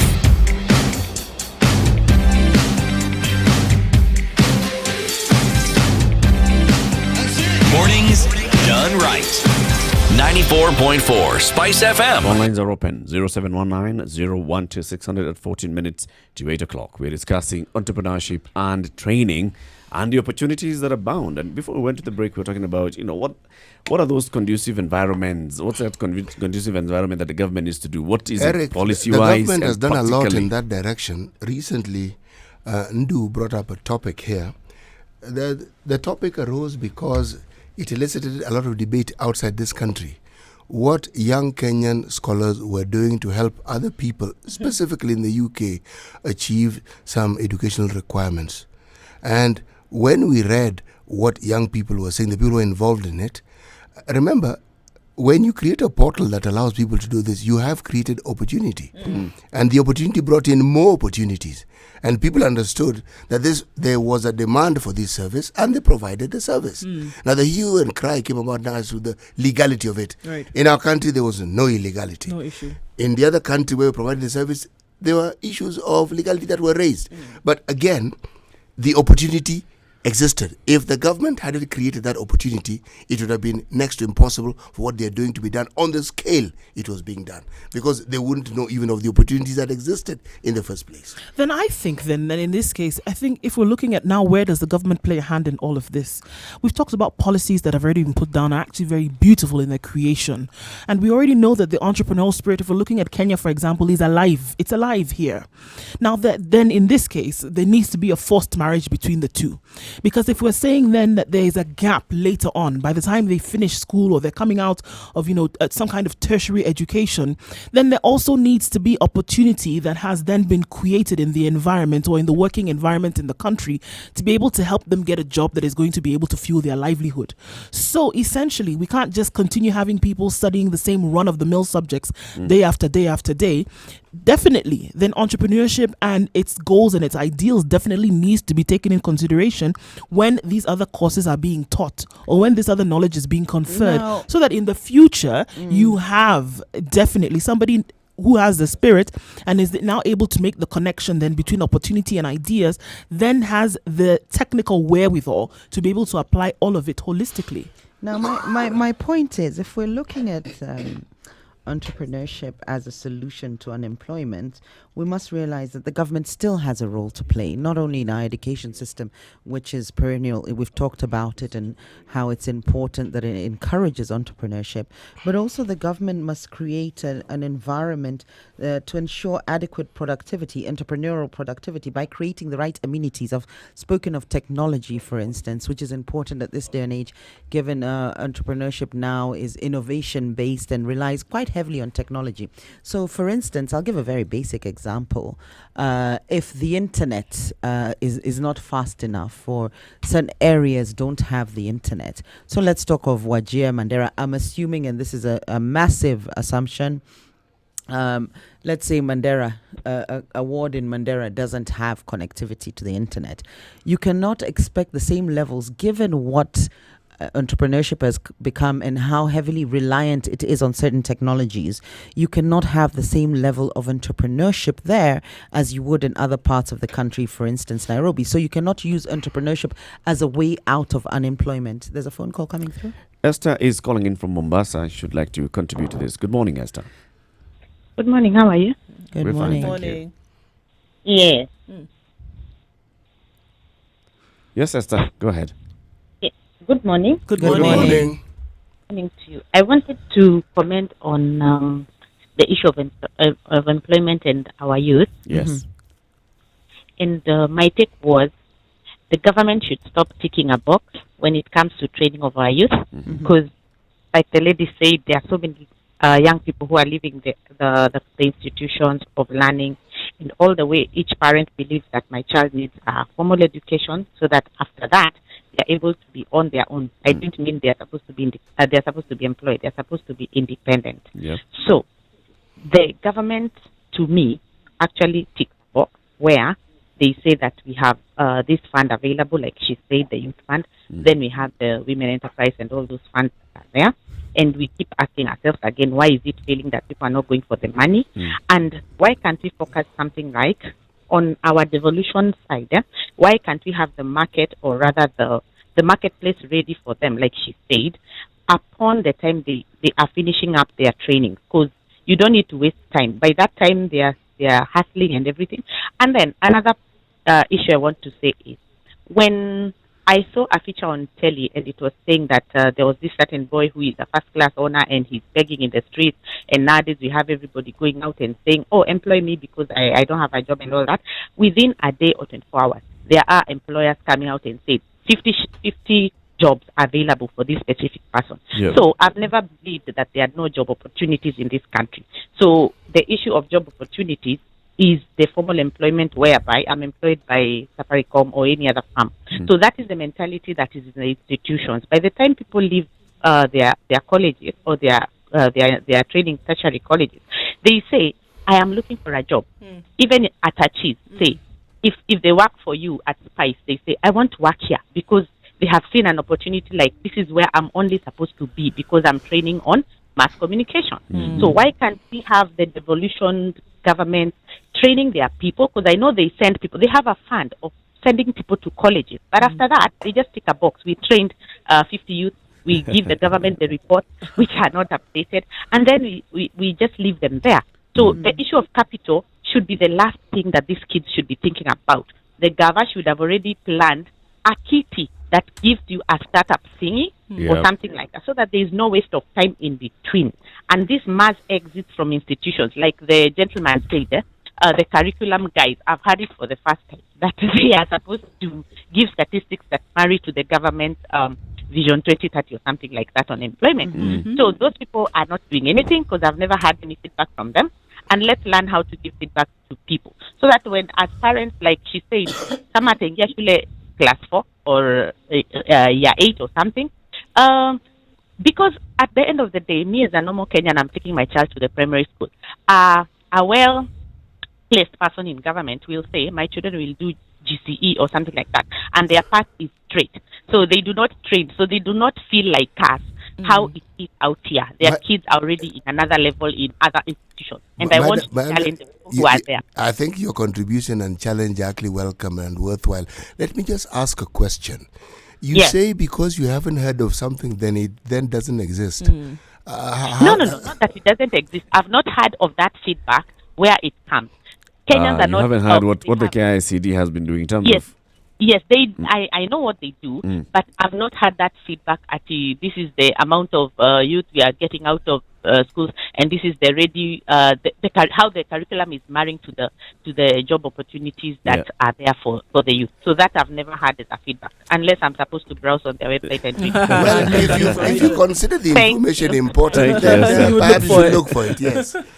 Well, yeah, and also, of course, they give the feedback to the government on this particular one, right? So we're discussing the issue of employment, education, employment creation, entrepreneurship, and how the education system prepares people into this sector. Also, what the government is doing actually to prepare people into this. 0719-012-600. We're taking in your calls this morning. 0719-012-600. Jerry. I remember, I think also it's important to note our mindsets. If you remember during the Moi era, which is when I was growing up, this drive for education being, the only means, out of poverty, or the only means forward, even with the songs and the way the country was being driven, and the emphasis on education was very big. So maybe we need to do similar drives where we start to suggest and emphasize and also showcase people who haven't necessarily gone through that traditional route, so that we start to normalize this entrepreneurial route where we can start to teach parents you don't have to force your kids or education down your kids' throats. Now,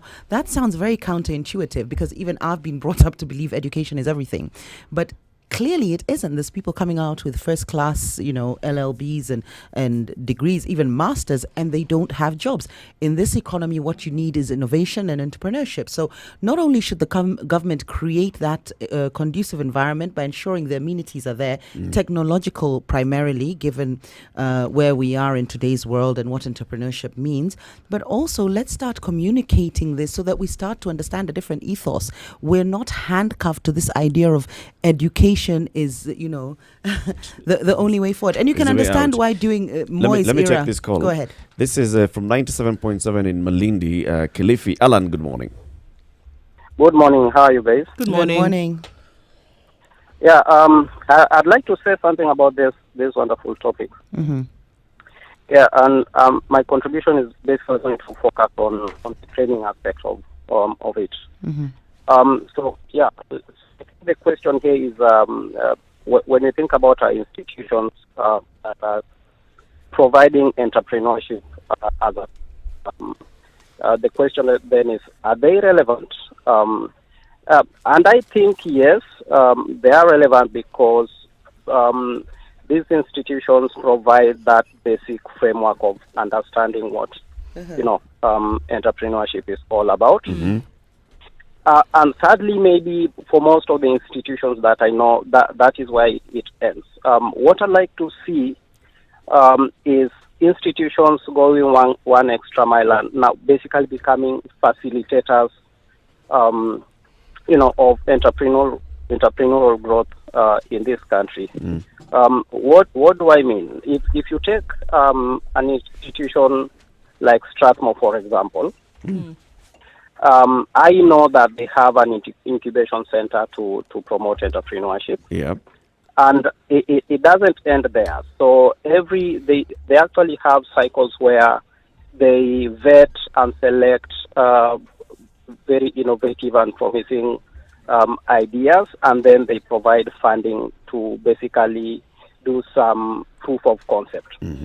Now, when you think of Kenya as a country, we are not limited in terms of ideas, that can be turned into very viable businesses that also adding tax into the economy and creating jobs and opportunities for others. So what can universities do to basically to enhance and enrich these programs? Number one, I think limiting entrepreneurship to the textbook kind of definition of it, where the content is just delivered by lecturers who have never launched any business or any startup. Allow me to just cut all. in. Allow me to cut in. Yes. This is not something you begin at university level if you want it to work. We actually have to start teaching this right from the early, when you have children, even at primary level. This is where you started. So by the time they get to university, it isn't a new concept at all. Exactly, with due respect, but my contribution was actually limited to what is happening at universities. Yes, what happens at the universities, because even for me, basically I launched a startup 2 years, and one of the biggest challenges we faced was access to capital. In fact, I remember there's an event for startups, so I attended that. Thank you very much, Alan. No, I'm not finished. Thank you for your okay. It's the top of the hour, Alan. It's the top of the hour. We've actually had a very interesting conversation this morning. This is about education. The conversation must continue, as City Muga would say, and of course it continues as well on our social media platforms. The Situation Room is our hashtag, and Spice FM KE is our Facebook page. Stand by. In the next hour, which is coming up to 8 o'clock, we'll be having a governor in the studio and the hot seats. This is a Situation Room. Good morning, it's 8.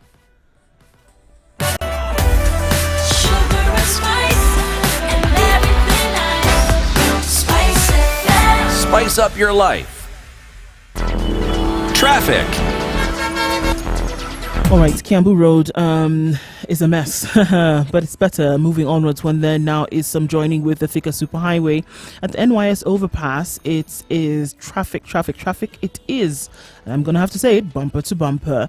All right, Mombasa Road is also very slow today, and it's taking into consideration that it has been a bit showery on that road this morning, and so traffic is actually piling up. It gets a little bit more crammed when you just are approaching the Nyayo Stadium roundabout. Jogo Road and heading into the CBD around the City Stadium roundabout gives you some traffic because of that roundabout there.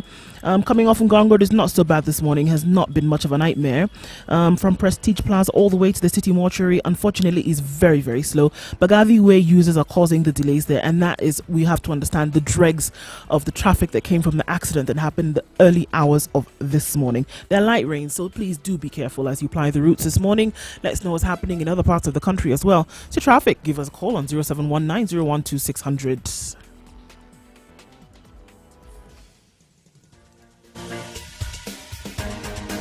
This is The Situation Room, the home of hard-hitting political commentary and penetrating insights about the state of the nation. This is a talk radio experience like no other. The Situation Room. A place for hard truths, debates, and elevated conversations. The Situation Room. Witty, political, engaging, deep, controversial. In the room, we have Jerry Thorne, lawyer, political strategist, an insider in the corridors of power, ready to take on any side of the debate with her signature eloquence and grit. C.T. Muga, researcher, academic, seasoned political observer, a fountain of wisdom in these politically uncertain times. Ndu Oko, Nigerian by birth, Kenyan by choice, communications expert, Pan-Africanist, a truth seeker and believer in people power, and Eric Latin, agent provocateur, the man in the chair, seasoned journalist, news hound, a man who believes in punching up,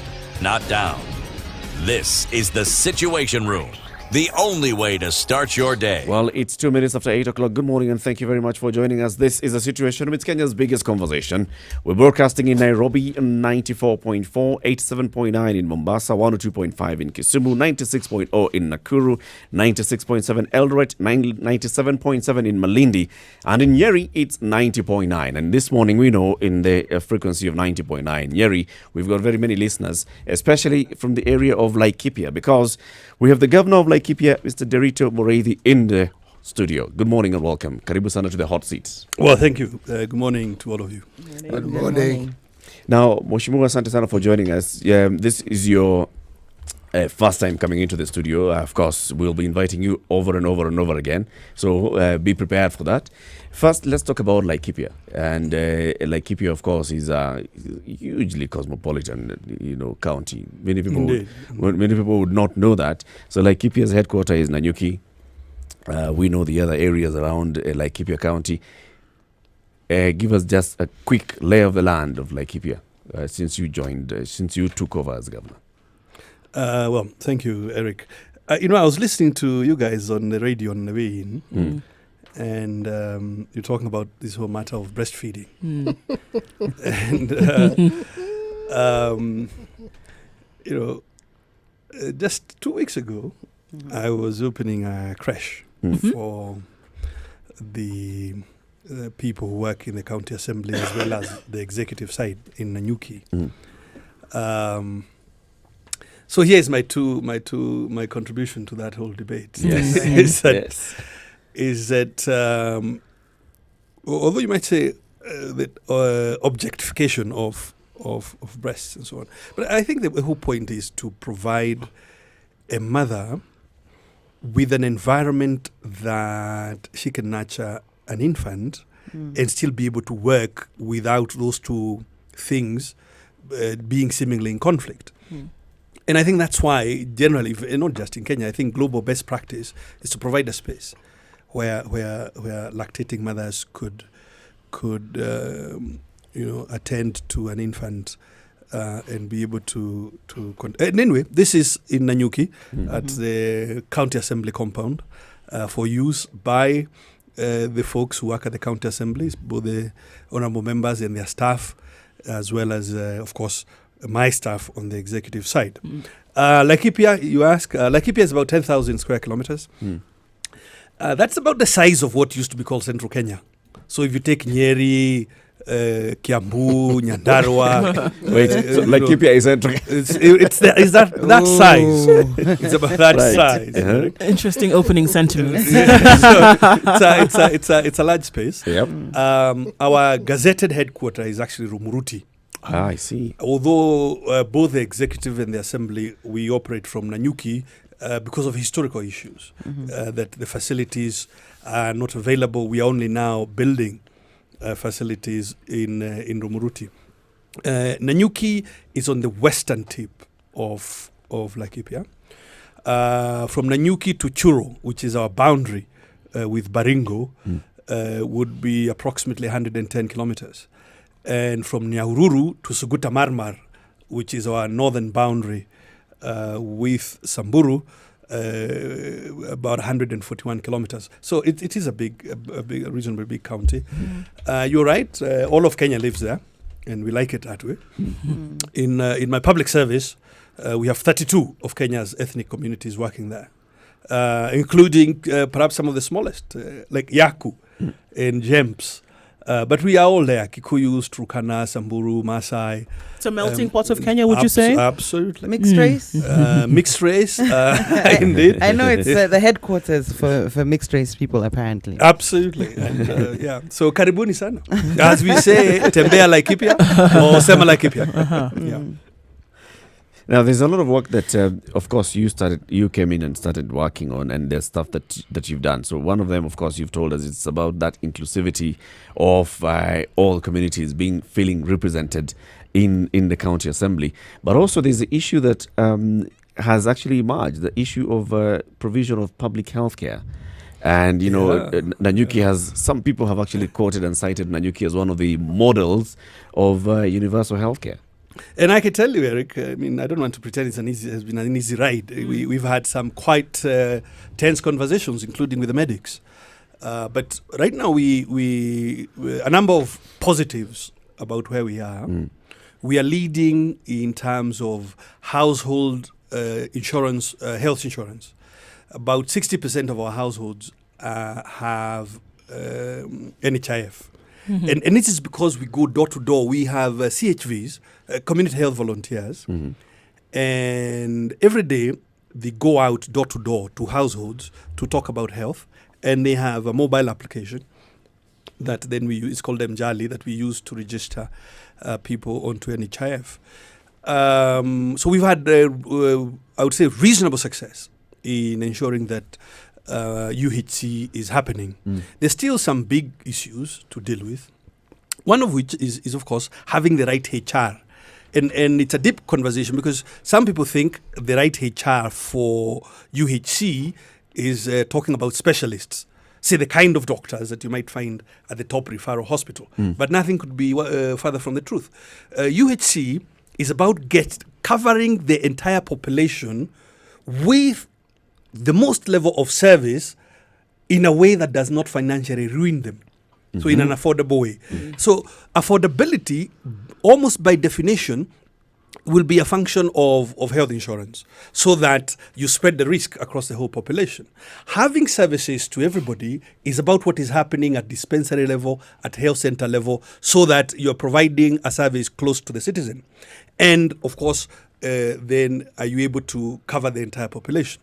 So including hard to reach areas, because there are some corners where you may not, the population may not be large enough for you to put a health facility or a health center, for instance. So how do you get to those pockets of populations? So those are the things we're dealing with. And the way we have gone about it is to reform the system in our own culture about what this thing is.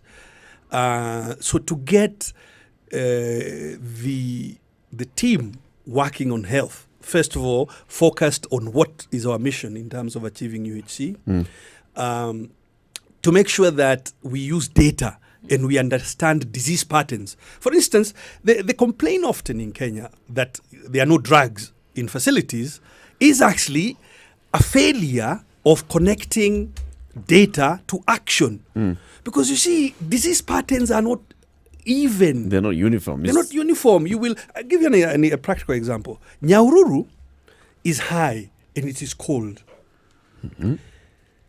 Now, we get 9,000 cases of arthritis, visits by patients with arthritis in and around the facilities in Nyahururu. 9,000 per what? Per year. Okay. But if you go to Romuruti or Doldol, you will never get a case. So you have to understand and then position the drugs where they're needed, because it's not a uniform thing. But I feel quite proud of where we've gotten to, but I would have to say it's work in progress. When you say where you've gotten to, what is it that you had envisioned? Well, I envision 100% coverage in terms of health insurance, for instance. I envision all dispensaries having a certain level of diagnostic capability, like the hemograph machine. There's a machine where you do blood work. Now, when you think on it, there's no reason why that sample is going to a sub-county hospital or to a county hospital for analysis. It can happen in the dispensary, and that's what we want. We want a circumstance where the nurse at the dispensary in Ronyek or some other place does the blood work, and can be in touch with a specialist hundreds or thousands of kilometers away to agree on how to manage that case. So that's what we envision, is that we cover the whole population with the ability to pay for health insurance. How long were you hoping that this would take? I had actually thought it was going to be a 3-year proposition. That's why I say I'm happy with where we are at around 62%. I had hoped that within a 3-year period 100% to be able to go to all these households. by next year. By the end of next year. So you're still on course, right? Yeah. That's what I'm saying. I'm happy with where we are. and I had some things have actually surpassed your expectations. Exactly. Thank you. English. I'm sorry. I was going to ask a question, and usually I'm not the nicest when it comes to questioning, so I'm going to bring out something quite difficult and awkward. We're speaking of insurance. It's something you've, I'm sure, dealt with, given the accusations were in the media, and it was to do with the procurement of your insurance for your members of staff and your vehicles, whereby you were accused of not having followed the proper mechanisms, and there was 34.7 million in terms of an insurance tender that was awarded to 4 companies without having followed the proper routes. Now, the media gave us a glimpse of this, but media being who they are, they never then... We are. They...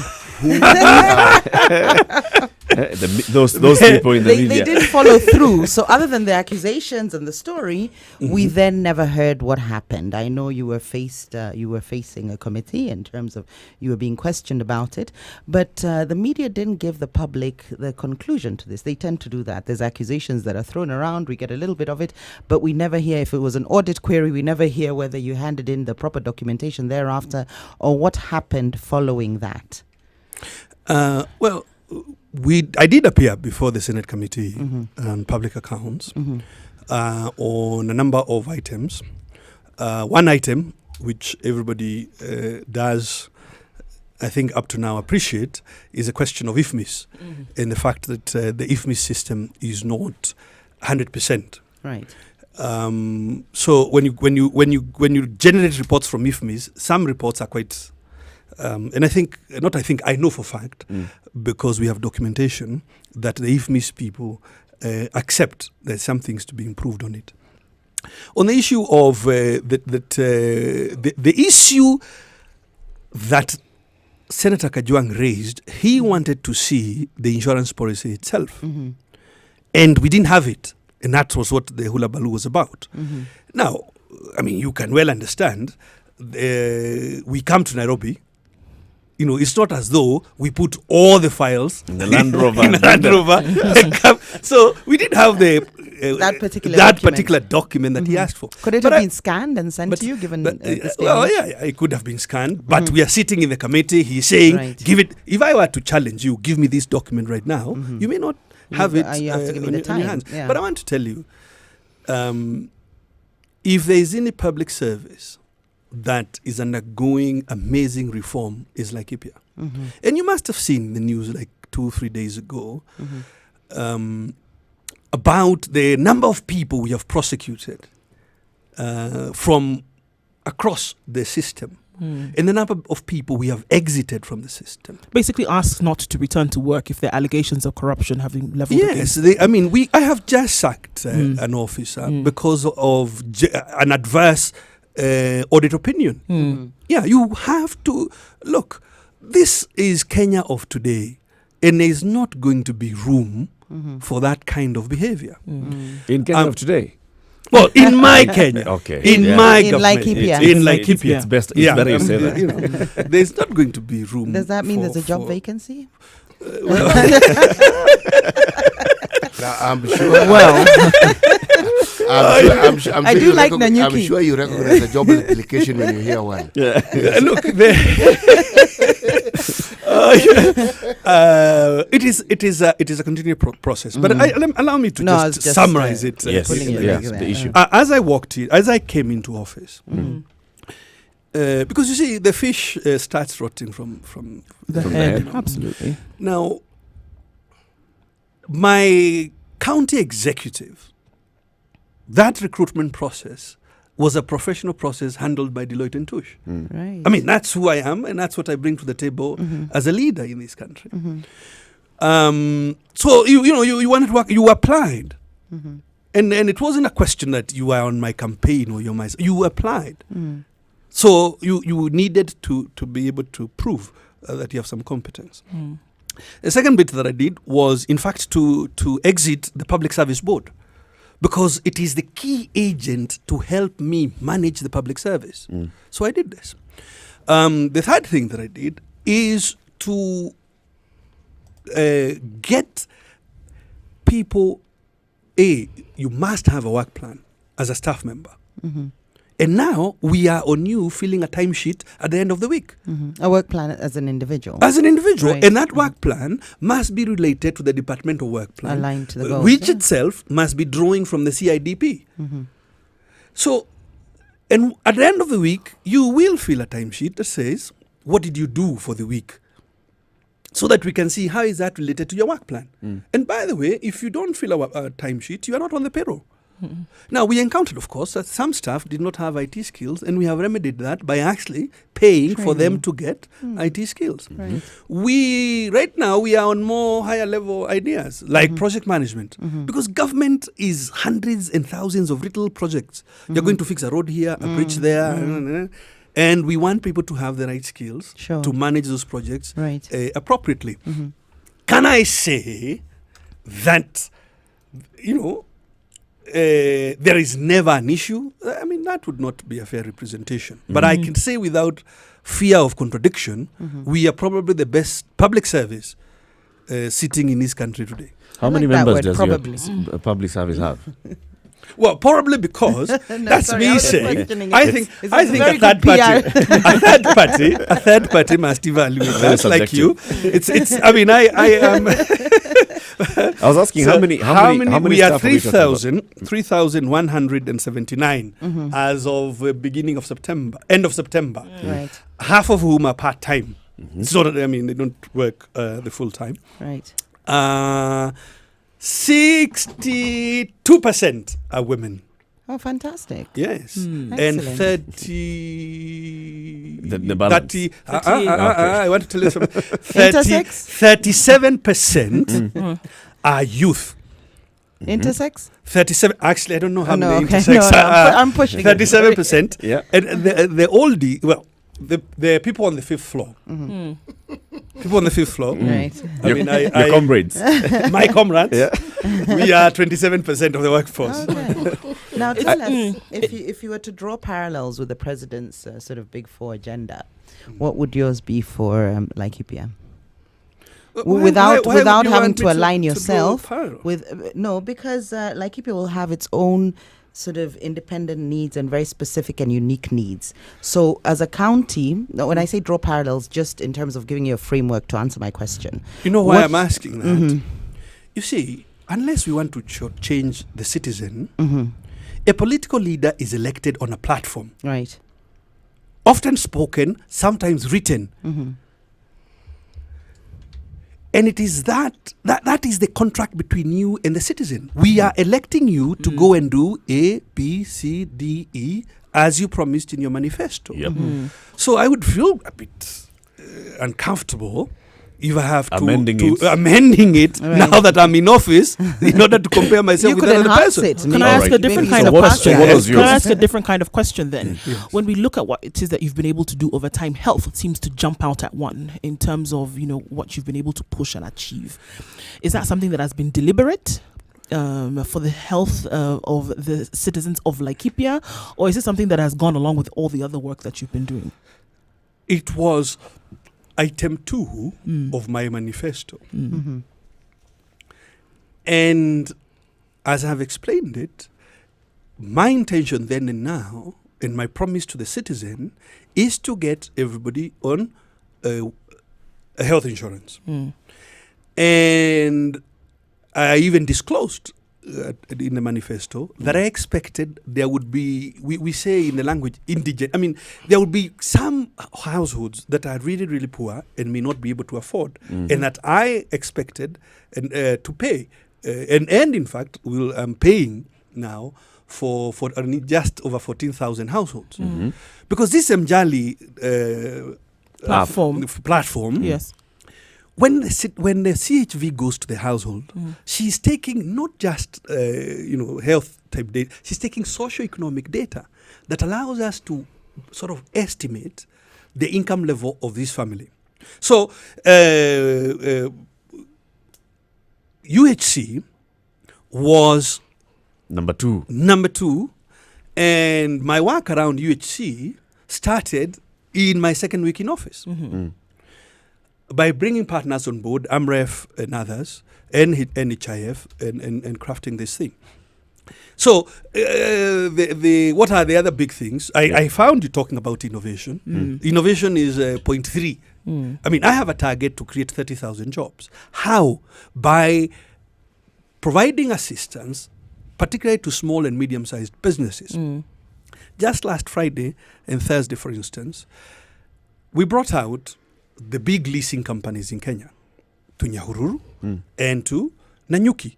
In each place, they are engaged with 400-500 small businesses to take them through the motions on how SMEs can benefit from leasing. Now, this is sort of thing that we're doing every week. Bringing out people like KEBS, Kenya Bureau of Standards, people like KIPI, who, intellectual property protection, on weekly clinics into Laikipia so that they can support small businesses. And we ourselves investing in small business. For instance, we've just invested in a startup as government through the Laikipia County Development Authority. This startup is building a car. A BJ50 is a sort of trade name of it. A what? Is the model. A car. What's it called? BJ50. Okay. Yeah. Don't go there. No, So no, Where? No. Moving swiftly on. Yes. Right. BJ50 Is the is model. a 4-wheel tuk-tuk Uh-huh. that is being made in Nyahururu by this small business called Sagak Tech and 15 other subcontractors. Right now, as we speak, they're assembling 14 units. And I just think is the best thing to see happening. So Yes. Can I take you back? Sorry, can I just take you back one step? If you go back to health, for example, and obviously, I mean, from what you tell us, and we are going to assume that because you've told us is actually what is happening. It is. Yes, we've seen now this whole bungled government leasing of medical equipment has taken the country through all sorts of a tailspin. Then where we have some equipment that doesn't work, equipment that has not been serviced, so even people want to go and access a dialysis machine, for example, they're not able to do that. And we're spending billions as a government to actually lease this equipment to be used at county level. So now here you have this fantastic policy plan that is being rolled out in Laikipia, for example, and then people go in to access this medical care and then they cannot. Using it as an example, where you then go in and you have leased equipment for which has been spent billions of shillings on, and then the equipment for some reason is not working. How does that then impede the workflow of what you've been able to then establish in the country? And looking at other counties, for example, for where this could also be the case. I think on the managed equipment leasing program, we need to evaluate it and see both its positive and its shortcomings. Now, in Nanyuki, at the our county referral hospital, we have an amazing dialysis unit. And that dialysis unit is a beneficiary of the managed equipment lease program. So, I mean, I cannot begin to imagine the suffering that has now been alleviated because the facility is available in an affordable manner at Nanyuki. On the not so positive, the analysis of what is needed per facility was a bit poor. And that is how we ended up sometimes with equipment in the places it should not be. Right. And that has been paid for, which is a bit more the painful. pricing. It's still being The paid. pricing. It's still being paid for, right? The pricing, and we've had occasion to say this to the select committee. There's a select committee of the Senate investigating this matter. Yeah. The pricing, we see that is a bit dodgy. To say the least. To say the least. Because, for instance, as I was coming into office, we were paying 95 million shillings. My county was paying 95 million shillings per year. Then a year later, we are told it's 200 million. And there is nothing to support. Same equipment. Doesn't that kind of put Yeah. put a bug in your ear? Doesn't it? Doesn't it put a bug in your ear to think that we're still wrote, paying we more? did all kinds of things, said to the ministry, show us why. Yeah. Now, of course, another area there where really, in terms of public finance management, they are breaking the law. This money never actually moves From to the the county revenue fund. No. It's a book entry. You're simply told that yako is Imekatwa. 95 million na tumelipa. So it's a bit it's Suspect, quite to say borderline. So you're saying you illegal. queried the ministry why this has moved from 97 And governor said they did to not know, 200. and this was the case. What This did they is the say? case. They have said nothing. They have remained mute. So you don't know exactly why We this- have no, you know, it has doubled. It has doubled, and you have not given me any new equipment. You have not brought the CT scans that you promised. Have you not queried this? We have, is what I'm explaining. We have in writing. And the response hasn't and, come. and they have remained mute. So I'm glad that the Senate Who's is, the equivalent of sort of your Solicitor General at county level? is a county attorney. If your suggestion is shouldn't we sue them, I mean, I think that I is was going to perhaps say. as an interesting idea. My next question actually is you tampering or you crossing over borders. You recently launched an airstrip. That doesn't belong where. Doesn't belong where it was launched. Were you invading their space? Were you just, was it a friendly Give us a gesture? I background to shall this do story, this actually. time. That This is story, about like many Laikipia stories, and, it was such a Nyandarua hilarious country, story. right? It is such a hilarious story. Here is what it was. There's a new, there's an airline, a Kenyan airline, that has launched a service to Nanyuki and to Nyahururu, among other destinations. Yep. So they asked me, could I come along to, they were coming on an introductory flight. Right. And of course, I was excited. I said, of course, I'll do so. So I called my colleague, Kememia, and I told him this, and he was really happy with it. So, in fact, he sent me his CEC for transport. Right. Then I called my colleague, Kenyanjui, governor of Nakuru, Right. who requested the speaker, and the speaker came. So we are there, and it's really a nice thing. Also, that you thought. that is what I thought. So Where was the event? at Nyahururu? It is just. I'm going there. For those who don't know the story. As you leave Nyahururu to go into Nyandarua, the general area called Swera, because there's a big farm famous there called Swera Flowers. Yeah. The airstrip is there. So it is about, 7-8 kilometers from the CBD of Nyahururu. But you are in Nyandarua County. Okay. You're in which county? Nyandarua. No, just Yeah. making sure. So we went there, and it was very nice. People from Laikipia, people from Nyandarua, people from the environment, which is Nyandarua, Laikipia, Nakuru. Which county? I guess that's are you from Nyandarua by No, any no, chance? I'm not. And the So governor, anyway, and the governor, most high level official from here was the governor of Laikipia. no. And then we had the speaker of Nakuru and the CEC. Was transport from Nyandarua upset by any chance that you were launching an airstrip in their county? But hear me again.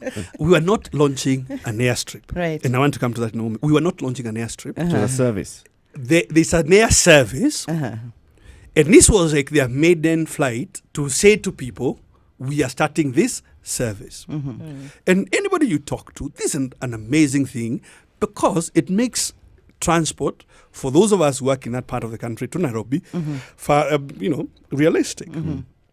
So let me just finish. Then I come. So anyway, we do this, and we leave, and I don't quite catch up with the story until much later that some guys are complaining that we opened an airstrip in Nyandarua. Outside your guys. county. Come on, guys. This airstrip, I want you to tell me, what were you doing in 1978? That's the year this airstrip was built. It wasn't 1978. I didn't build it. The person complaining wasn't born. The person complaining was not born. And in any case, it's an airport. It is for all Kenyans to use. Please use it. And then I asked this question. When I heard the story and I was in Nyahururu, I asked this question. I mean, what's the matter with us?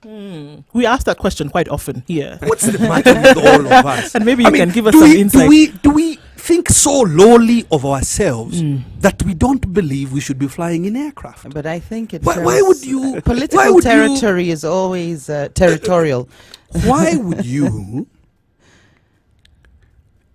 sort of complain or try to malign the idea that the people in Nyandarua or the people in Laikipia or the people in Nakuru should be flying?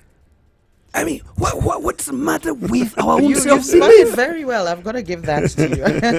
What's the matter with us? What's the problem? We have on the hot seat in the Situation Room this morning is the governor of Laikipia County, His Excellency Derito Mureithi. He's in the studio. He's been telling us the work that he's been doing in Laikipia County. Let's take a look at what's happening on the roads, and we come back and go to Laikipia. Good morning. This is the Situation Room on Spice FM.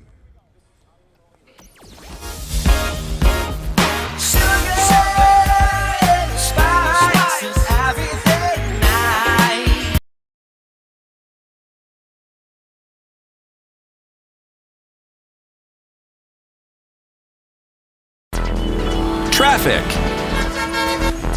Mombasa Road this morning is actually quite the mess, and Thika Road has now been labelled the largest parking space in East Africa. Unfortunately, people are not able to get where they need to get in time. Yes, we do have major traffic situations on Mombasa Road today, as well as Thika Road. Of course, the rain is not helping matters, or rather the wet conditions are not helping matters, because that makes everybody slow down. That really is what happens. So it's crazy, it's messy, it's Mombasa Road, it's Thika Road this Monday morning. All right, plus it didn't help that there was an accident somewhere along Mombasa Road today, so that has slowed things down quite a notch. All right, let's see. Coming off of Ngong Road is not so much of an issue today as is coming out of Wayaki Way, not like what we see in other parts of the city. So the crazies haven't yet come out as such. At about 8:30, let's see what happens in about an hour or so. But for now, if you're in it, you'll get out of it soon enough. 0719 012 600 is the number to call. If you see an alternate route, do let us know.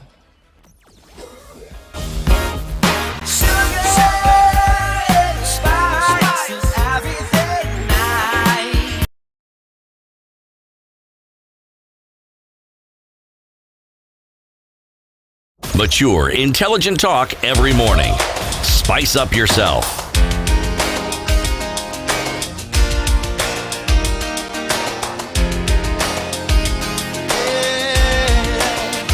Mornings done right. 94.4 Spice FM, Nairobi. Anything you want to say to the governor of Laikipia County, Derito Mureithi? He's on the hot seat in the Situation Room this morning. You can do that via our Twitter hashtag The Situation Room, via our website www.spicefm.co.ke. We're also live streaming on Facebook. This is the first and only 24-hour audio-visual radio station. You can actually tune in and see the governor in the studio. We're live streaming on Facebook, Spice FM KE. Post your comments there or your questions. I'll be opening up the phone lines in a short while. 0719 012 600. Governor, is there an issue about boundaries between Laikipia and Nyandarua? Excuse me. As I walk into that, allow me to just say this about the planes and the airfields and so on. The purpose of leadership, frankly, is to push boundaries and to inspire and to try and get people to do things differently. To push boundaries? Yes. Okay. That's my view of what geographical boundaries. Not geographical boundaries. Boundaries in terms of what you're able to achieve. Thank you. Okay, there we go. So personally, you will find that many of the things that I do as a leader are trying to get people to do things differently, because I think it's frankly crazy to do things in the same way we did yesterday and the day before and expect different results. It's the definition of insanity, as they say, right? So, on to the question of boundaries. The Laikipia and Nyandarua have had a special relationship going back to colonial times. In fact, I would say Samburu, Laikipia, and Nyandarua. Because remember, these used to be under one district commissioner.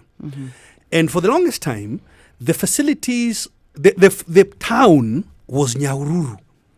So for whatever reason,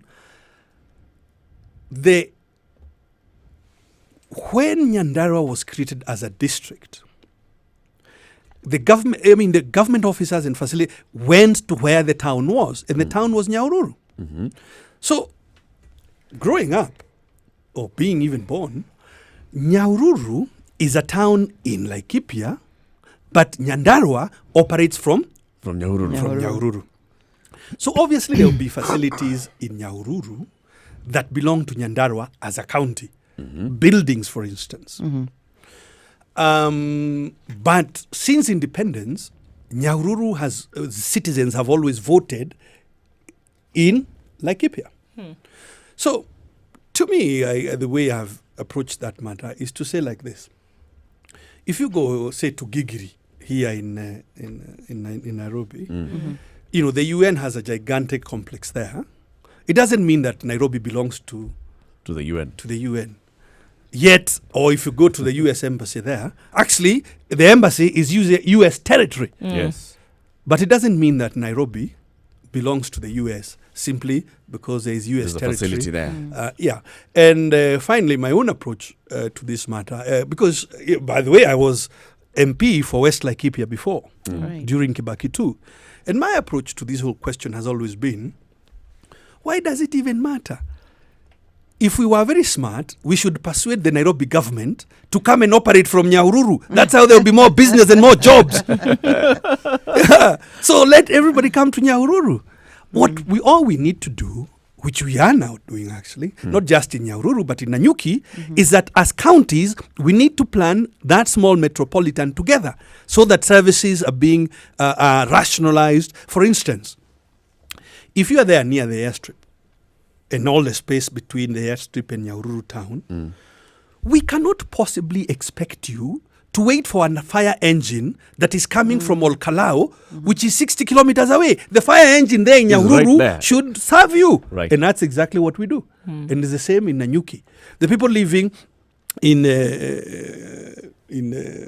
Gatheri, for instance, or on the Nyeri side, Ishoga, all those citizens are served with, for example, water and sewer and fire services. They are served from Nanyuki. And that's the rational, realistic thing to do. Are you this realistic with regards to resource distribution and the different counties and boundaries?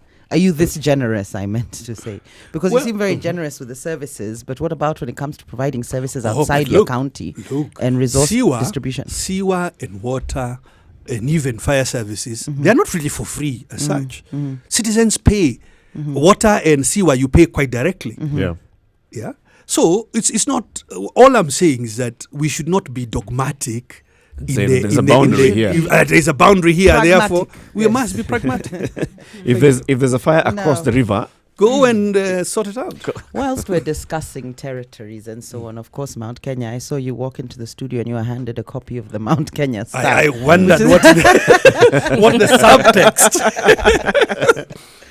Because, of course, succession politics, especially Mount Kenya, leadership and succession politics is a matter of great interest for a lot of Kenyans, a lot of people from Central. And being a governor and being in leadership, we expect you to be in the know. So we're hoping you can tell us a little bit more about it. Well, I would have to say that succession, or particularly in political and leadership circles, is always an issue. Sure. Historically for human beings, succession, even in corporates, we try to train corporates to do proper succession management. Planning, but heaven knows that it is never really seamless. Even in families, Yeah, it's never seamless. Now, fortunately, we do live in a democracy. However flawed it may well be, but we do live in a democracy. And my own expectation is that it is through electoral processes that we will arrive at the new set of leadership of Kenya. I also personally am not very, very keen that Kenya has continued to mobilize politically around tribal lines. And I think that is part of the fabric. I want to say it's at the heart of the flaw. It's the stuff. Yeah, what is the? If you were to say, what are the three really terrible things about big challenges of Kenya political system, and mobilizing around tribal lines is at the heart of many of the problems we face. Why do you say this? I say this because, for instance, it hampers the fight against corruption. Okay?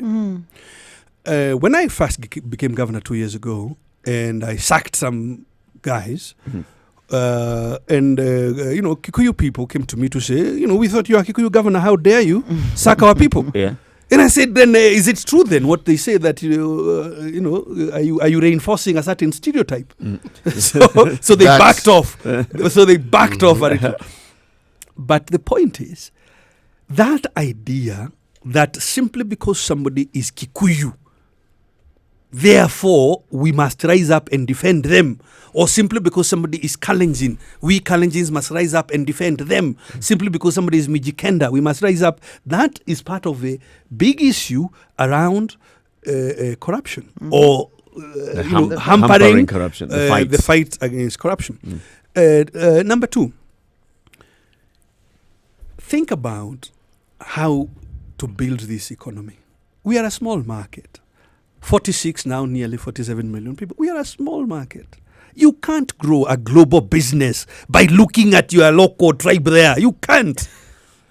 If you want to grow global business, you need to think not just of Kenya. You need to think about East Africa, and you need to think about the continental free trade area. That's great. But yeah. I would like to ask, does this same thought filter into the minds of your colleagues? And I'm not just going to talk about Laikipia, but across the country. Because sometimes we sit and we really knock our heads against the wood and we try to figure out, do we really understand when it comes to planning, when it comes to politics, when it comes to governance and policy? Are we looking at this country as a whole, or are we still so insular in our thinking that we don't understand that leading a people is not just about getting them to like you or furthering that like of you because of where you're from, but to actually talk about moving in terms of development from one step to the next? If it was 62% today infiltrated by positive health agendas and in your government, will it be 87 next time to the 100%? So now that we're talking about other things and actually raising the profile of this country, whether it is nationally, whether it is regionally, whether it is globally, do your other colleagues, we've seen examples of your other colleagues at the governorship who understand this? And that is clear in how their counties are performing. It is clear. But then we still seem to have others who have not actually grasped that concept and that notion and then applied it. You're being polite here. I'm being very polite. It's Monday morning. Politeness is a good thing. It's Monday morning. It rained a little bit, so let's not push the Monday blues so far. But I mean, a wonderful thing. What we have debated here time and again is how it is counties led by their governors manage to generate such negative news about all the time. And it is about the very mandate they have and how they constantly seem to go against it. Every time. Mess it up across the board. Now the politeness is gone. Well, but we can put the politeness aside for a moment. Yeah. I think that you asked the question, do my colleagues in political leadership know or believe in this? I think the evidence would suggest that a large number may not believe in what I'm explaining to you. But I do feel that there is a sufficient number of leaders, both in political class, in corporate class, and so on, who do take this view. So I feel that there is hope. If I look at the evolution of the Kenyan political space, just a few short years ago, we couldn't have this conversation. Yeah, special branch should be waiting outside. Just a few short years ago, when we were all grown up and working. Right. A few short years ago, 99% of the people had never seen the Constitution of Kenya. It was referred to by all these lawyers, but citizens had never really seen it. Now, it's the stuff we debate all the time in various social places. If I look at a short 10 years ago, many towns in northern Kenya, in many spaces, had never seen a kilometer of tarmac. That's a short 10 years ago. These things have become possible because of devolution. Now, do we have challenges with it? Of course we do. But I tell you, it is the best thing, it's the best decision that Kenyans made for themselves. The kind of things we are talking about that we are achieving in Laikipia, I bet you to various levels of success, you will hear the same stories in other counties. For instance, this financial year, we will probably gravel 800 kilometers of roads. 10 years, 15 years, during the time of unitary system, we never achieved that kind of thing. And So in with the 1 money, year, right? So with the money that has been provided, national budget trickle down to county, the money that is available. So in truth, it is possible to have development projects started, continuing, completed with the money that has been allocated at county level. It is possible for us to actually see these things in our lifetime, in a reality actually being completed. I know I am asking. Yes, it is. Okay. So in instances where we say it is not, where we have leaders such as yourself telling us that it has not been completed, the budget halfway, ikakatika, it was not enough for us to be able to then finish. What then are we supposed to believe? The same people who you've told us bear the same vision, hold the same belief. But halfway through, money finished. If you go there, I don't know how to answer you. You see, even in the private sector, companies in the same sector, some are profitable, some are not profitable. Yeah. So it's a function of the way the management of that team is working. It's a leadership. I think what would be really interesting is how do we then encourage Kenyans to have perhaps a different template of evaluating leadership performance, or even, and that's why we are saying let's get out of tribal mobilization, or even a different template of how they vote in these leaders. But that's what I'm saying, because after all, you vote because you have evaluated whether you want to believe it or not. You are making a choice, which implies, hopefully, you thought about it a little, and then you said it is her and not her. No, exactly. That's very forward thinking. And even as we create this template of leadership qualities that we want, I doubt we'll be able to shake off the tribal aspect, in all honesty. So I want to go back to my question. Why because we've managed to circumvent it with a lot of diplomacy, but why would you doubt that we can surmount all this tribalism? I think, it's something I've looked into from a number of angles, whether political, legal, religious, spiritual, national. But until we form a Kenyan identity that we have more of an affinity to and feel we belong to before our tribe, we're not going to get there. So it's a multi-pronged approach. It's going to take a while. And until our leaders actually stop dividing us tribally and stop using it and politicizing it, and we can actually celebrate the ethnic diversity, but it's a process. And I think at the moment, as we go back to your question, look at what happened the other day when Kipchoge was trying to go under 2 hours, and the whole country stopped, and we all sat around television sharing, in fact, my own now contribution to the whole thing is that now I'm trying to go to do 10 kilometers. Get out of here. Just listen to me. 10 kilometers. And now, I can't, okay. I'm not Kipchoge, obviously. No human is limited. Yes. So you'll do a 59. if I make it in 1 hour, yes. And I'm up to 8 kilometers. Fantastic. In 1 hour. Yeah. Fantastic. So,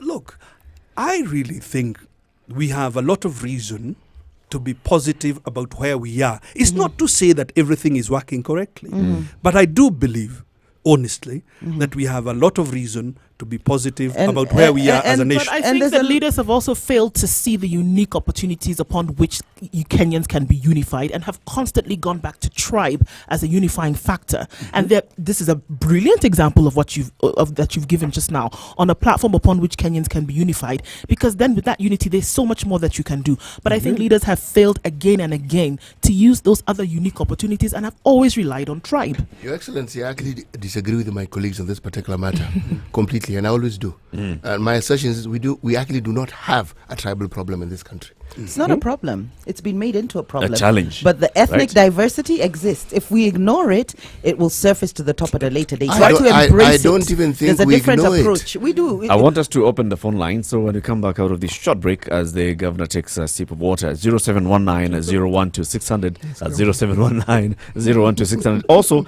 I'll read some of your comments that you are posting on Facebook, Spice FM KE, the hashtag on Twitter, The Situation Room.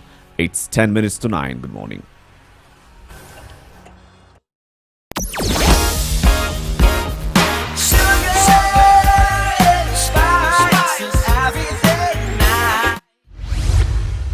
mature, intelligent talk every morning.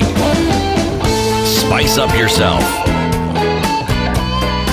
Mornings done right. 94.4 Spice FM, Nairobi.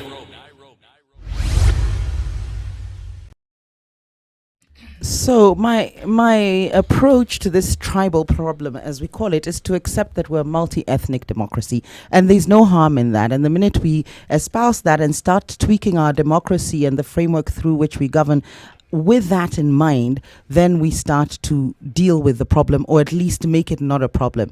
Now, having said that, and I'm not countering what you're saying, this is my personal opinion as to the approach we should take. Centuries of history and social context and differences. We must remember that our borders were divided irregardless of sort of historical context and social differences and so on. You have Maasai in Kenya and you have Maasai in Tanzania. Mm-hmm. And these tribes had come together. I'm not an anthropologist, but there's a good reason as to why they had come together over the centuries. Now, we can't do away with that altogether. The fact that it's been politicized and used as a tool and been almost weaponized against the people of Kenya, that's another conversation altogether. But having said that, I want to come back to this issue of Kikuyu leadership and succession, or Mount Kenya. Mm-hmm. I know, of course, as a national leader, it's not something you want to be seen to be propagating, this idea of tribalism. And that's why I want to give it a foundation of it is the reality on the ground, in that we do vote in tribal blocks. This is the nature of the democracy we have. And you're very aware of that as a politician. Okay. I mean, look, please let me just jump in for a moment. I want to make sure the audience's curiosity is satisfied here. Let me jump in at a moment. I am governor of Laikipia, independently elected against gigantic Jubilee onslaught. So you're not eyeing, for instance, the seat of Mount Kenya leadership. Not even eyeing. You're not involved in any step by step, Jerry. Step by step. So he started by first of all laying the ground. Yes, I am elected independently. I am elected in Laikipia. I have said to you, 32 tribes of Kenya live in Laikipia. I was not elected by Kikuyu. I was elected by Kikuyu, by Samburu, by Maasai, by Turkana, by Kisii, by Meru. I was elected by 32 different tribes that live in Laikipia. Yeah. Now, what is the responsible political leadership point or action is to say, for instance, in my public service, is it representative of the people who work here, who live here? Because I refuse to believe, and I know it is factually not correct, that only some people are educated or can do whatever. Everybody can play and does play a role. And that is exactly what we've done. A deliberate thing. And remember what I told you when I first started, that one of my first actions was actually to fire the Public Service Board. Because I said to them, you've been sitting here for 4 or 5 years as professionals.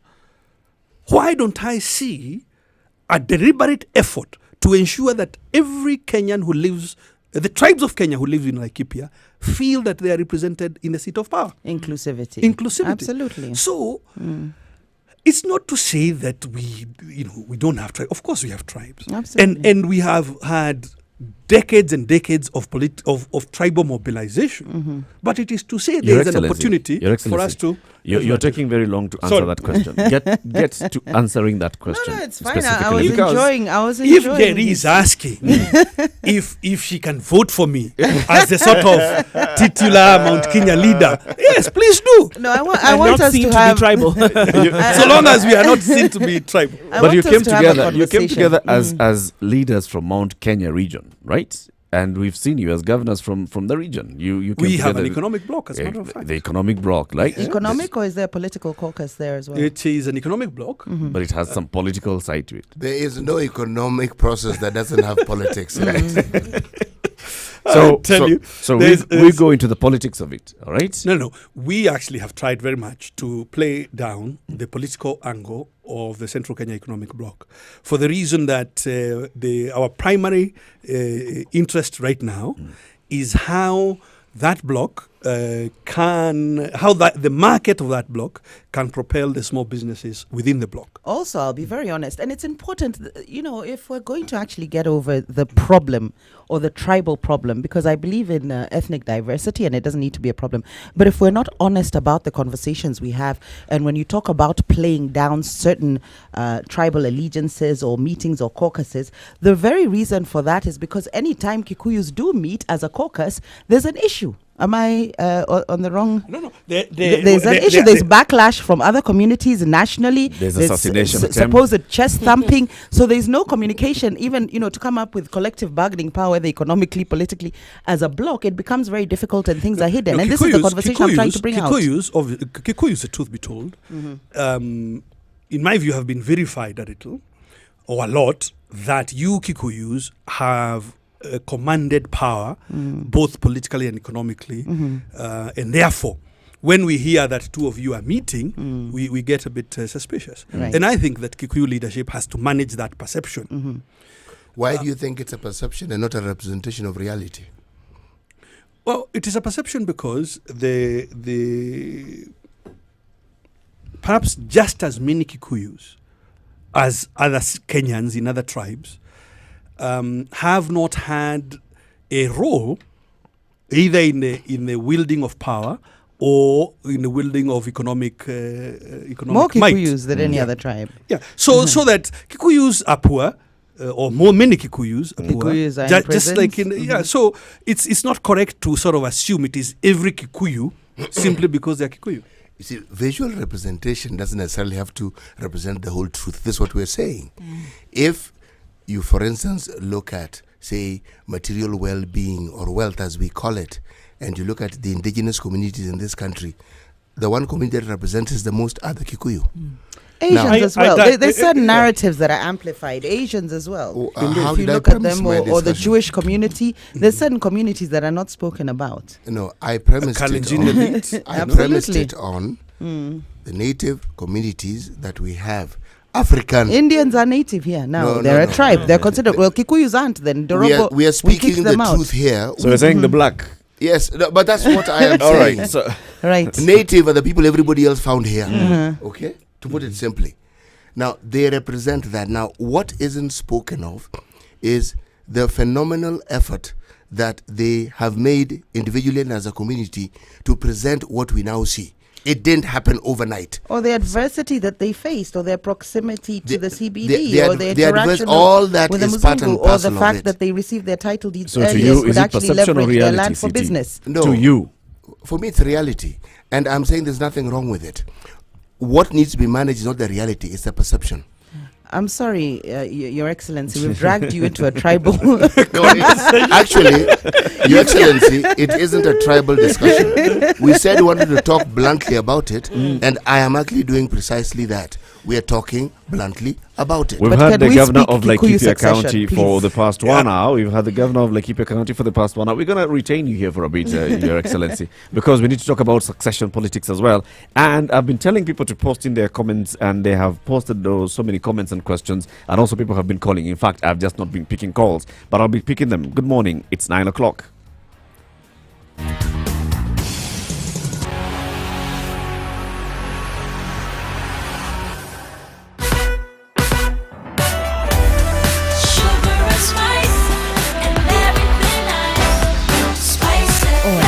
Spice up your life. Roundabout, essentially.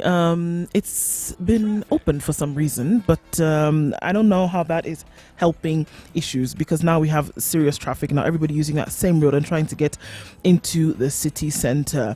However, everywhere there's complaints, all the way from Thika Road across to Westlands, again coming out of Langata Road and also coming off Ngong Road. Mombasa Road and Thika Road are just, we're not even going to talk about that right now, because it really is truly a mess. It's a mess.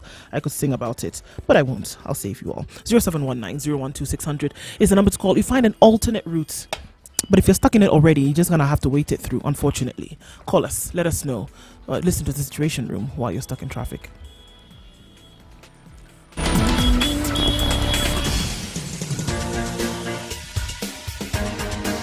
This is The Situation Room, the home of hard-hitting political commentary and penetrating insights about the state of the nation. This is a talk radio experience like no other. The Situation Room, a place for hard truths, debates, and elevated conversations. The Situation Room, witty, political, engaging, deep, controversial. In the room, we have Jerry Thorne, lawyer, political strategist, an insider in the corridors of power, ready to take on any side of the debate with her signature eloquence and grit. C.T. Muga, researcher, academic, seasoned political observer, a fountain of wisdom in these politically uncertain times. Ndu Oko, Nigerian by birth, Kenyan by choice, communications expert, Pan-Africanist, a truth seeker and believer in people power, and Eric Latin, agent provocateur, the man in the chair, seasoned journalist, news hound, a man who believes in punching up,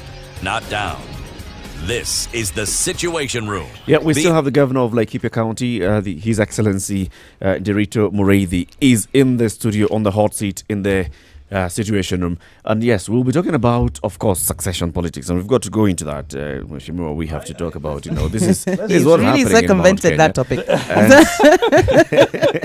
But before we get there, back. I think I'm going to be picking up a couple of calls, and because it's important that you had also posted this to your constituents and they have some questions and concerns. Let me read something here from Kibet Kipkosge, who says, I'm borrowing a lot from Honorable Derito. I have worked partly in Laikipia West, Olmoran, Mwenje, and Tebelekwo, close to Chuo Secondary School. Mheshimiwa, water in this area, kindly. You guys need to sink boreholes, replica of Cherumbo and Olmoran Parish water pumps. Dams are not healthy for use, both livestock and human beings. I'm also emphasizing satellite dispensaries across the county to minimize long travels. Finally, champion for more inroads to help in matters of security. Indeed. Feedback from your constituents Absolutely. there. He's saying, yes, you're doing a lot of work, but there's still all these areas that you need to attend to. And, Kibet, I hope you know that we have 3 dams on the boil right now, including quite close to Churo. And as I agree with you, we do need to do more on water and roads. The road from Sipiri going to Olmoran is under tarmac, and we're also going to be doing some stuff around Olmoran. This year, I would expect about 4 boreholes, and that's what I have in the budget, and 3 dams for that neighborhood. And if we're able to raise more monies, for instance, from the Water Sector Trust Fund, we'll probably do more. How much do the dams cost? Just putting it out there. Differently. Actually, the technical word to use is water pans. Right. And anywhere from 10 to 20 million shillings, depending on what it is and the size of it. And it covers, it provides a service for what sort of population? Like take Wangwashi, for instance. Wangwashi sits on 70 acres of land, and about 300 farmers are irrigating using it. Part of what Kibet is saying about the usability of these dams, and we are improving the design now, including on the ones that we found, is that you see, you create a water pan, so the animals, everybody uses it. So what we are improving is, for instance, to make watering troughs for both domestic animals and wildlife on the downside of the water pan, so that they don't have to basically swim in order to access the water. Another question here from Lydia. Lydia, good morning. Good morning to Spice FM and your guest, Derito Mureithi, Governor. Good morning. Thank you for your good morning. Thank you for your good work. I would also like to say that the 5 milling flow companies are to be closed down because of aflatoxin. These CABS officers who discover it should give advice, not close down companies. Companies are done by honest, hard workers. So help them to survive, to create employment. If they know how to discover aflatoxin, they should also know how to teach you not to get aflatoxin in the flour. Sorry, Lydia, sorry to interrupt. Are these 5 companies in Laikipia? Or you're saying nationally? Not necessarily, just national. Nationally, yeah. Okay. Yes, because I don't know if aflatoxin if I was a business person and aflatoxin is in my flour, I would try to kill them by this by putting it under the the micro oven, just to see whether it can die. So basically, But Lydia, what you're saying is that KEBS should.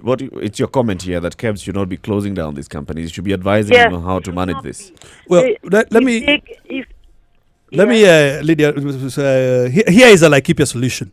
What I'm doing in Laikipia, with the help of some monies from the European Union, is to build a drying and storage facility, because aflatoxins develop because the maize is not the right moisture when it goes into storage.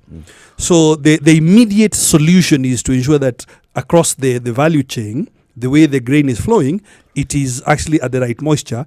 And my own practical solution in Laikipia is to build some 3 new big grain storage and to provide dryers so that as the maize is coming off the farms, it is dried to the right moisture content.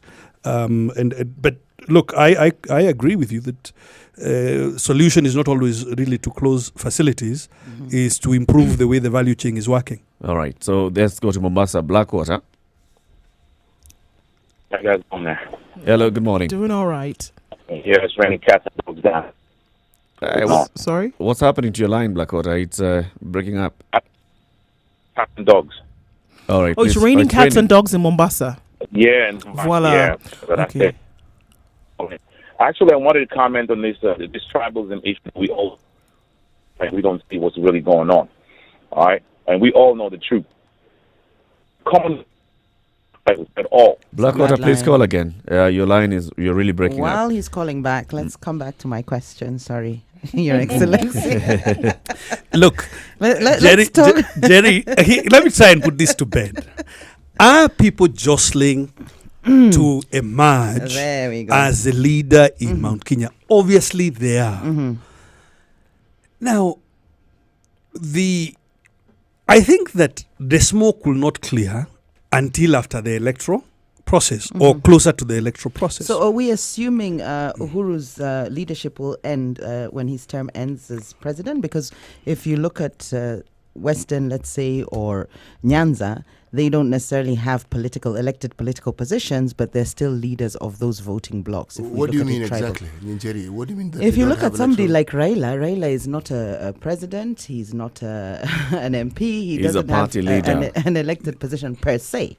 I think then, Jerry, if you look in that direction, you'd have to say, look at the late Nelson Mandela or Mahatma Gandhi. I mean, influence. Certain personalities have immense influence that globally. Supersedes the election, way beyond selection, whatever. And who do I think that? I think certainly Uhuru will play that role. I would imagine almost inevitably. That even after his term. Okay. So I think if I understood your point, is more who will be who will be the elected one? Who will be the face? Who will be the face of politics or political leadership in Mount Kenya? And I'm certain that there are many personalities, including myself, who are interested. Will you be running for a second term? I will be running for a second term as governor. Just making Laikipia. sure you're not a presidential candidate. So who do you see? These are the names I want to hear. Well, I don't know. I mean, the same names that you in the media have. Let's hear you. The name that I know is Derito Moreithi. Governor, you can see yourself in that corner, right? You can see. Eric? You can see how far you've been pushed by Jerry. I tell you, he has really tried. Really. So I think we leave it there. That yes, there is jostling. And I think that people will be looking, for example, amongst governors, people will be looking at various parameters, performance and what have you, to as they cast their lot. There are also second-time governors who, there are people, say, who at the moment at cabinet level, again, also interested in this matter. So I think let the candidates or the but there's a caucus. Would you then say that your county as and what it represents in terms of the multiplicity of ethnicity, would you say that it gives you an advantage as presenting yourself as a national leader? Well, I certainly hope so, because here's leadership and politics. Again, a personal view. Leadership and politics are not exactly the same thing. Every leader requires politics because politics is about a certain process. But not every would-be politician is a leader. Right. So if you are to ask me of myself, what do I bring to the table? What difference do I make when I come to the table? I think I have shown clearly that I can manage a multi-ethnic unit and manage it well.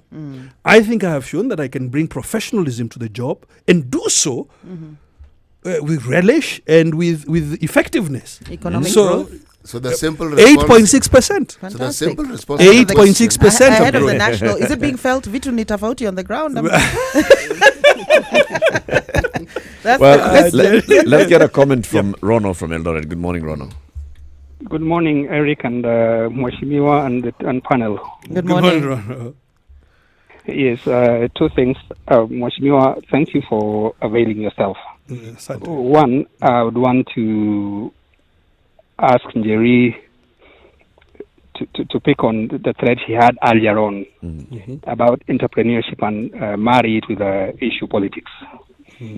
The situation we have obtaining now is simply where someone is promoting a narrative that, of course, works for his own interest. There's nothing wrong with us being tribal. I mean, it's natural. You have to be born from somewhere. But having said that, nobody marries his own sister. If it was a question of appreciating the people you only know, nature by itself demands diversity.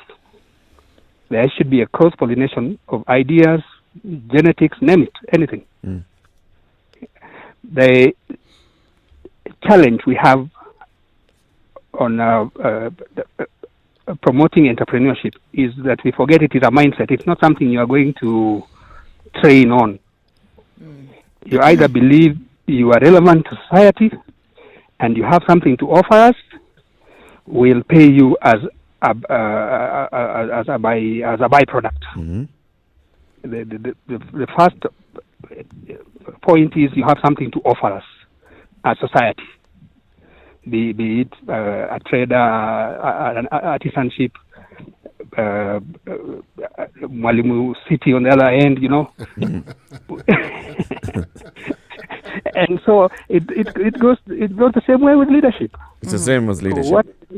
What His Excellency has done in the multi-ethnic constituency he has is actually appreciate that he cannot bank on his own. His own will never do him anything. He already has it, you know. If it's a question of the cultural benefits, it's there. You need a way of cultivating an appreciation of purpose of within others. the social spectrum. Thank you, Rono.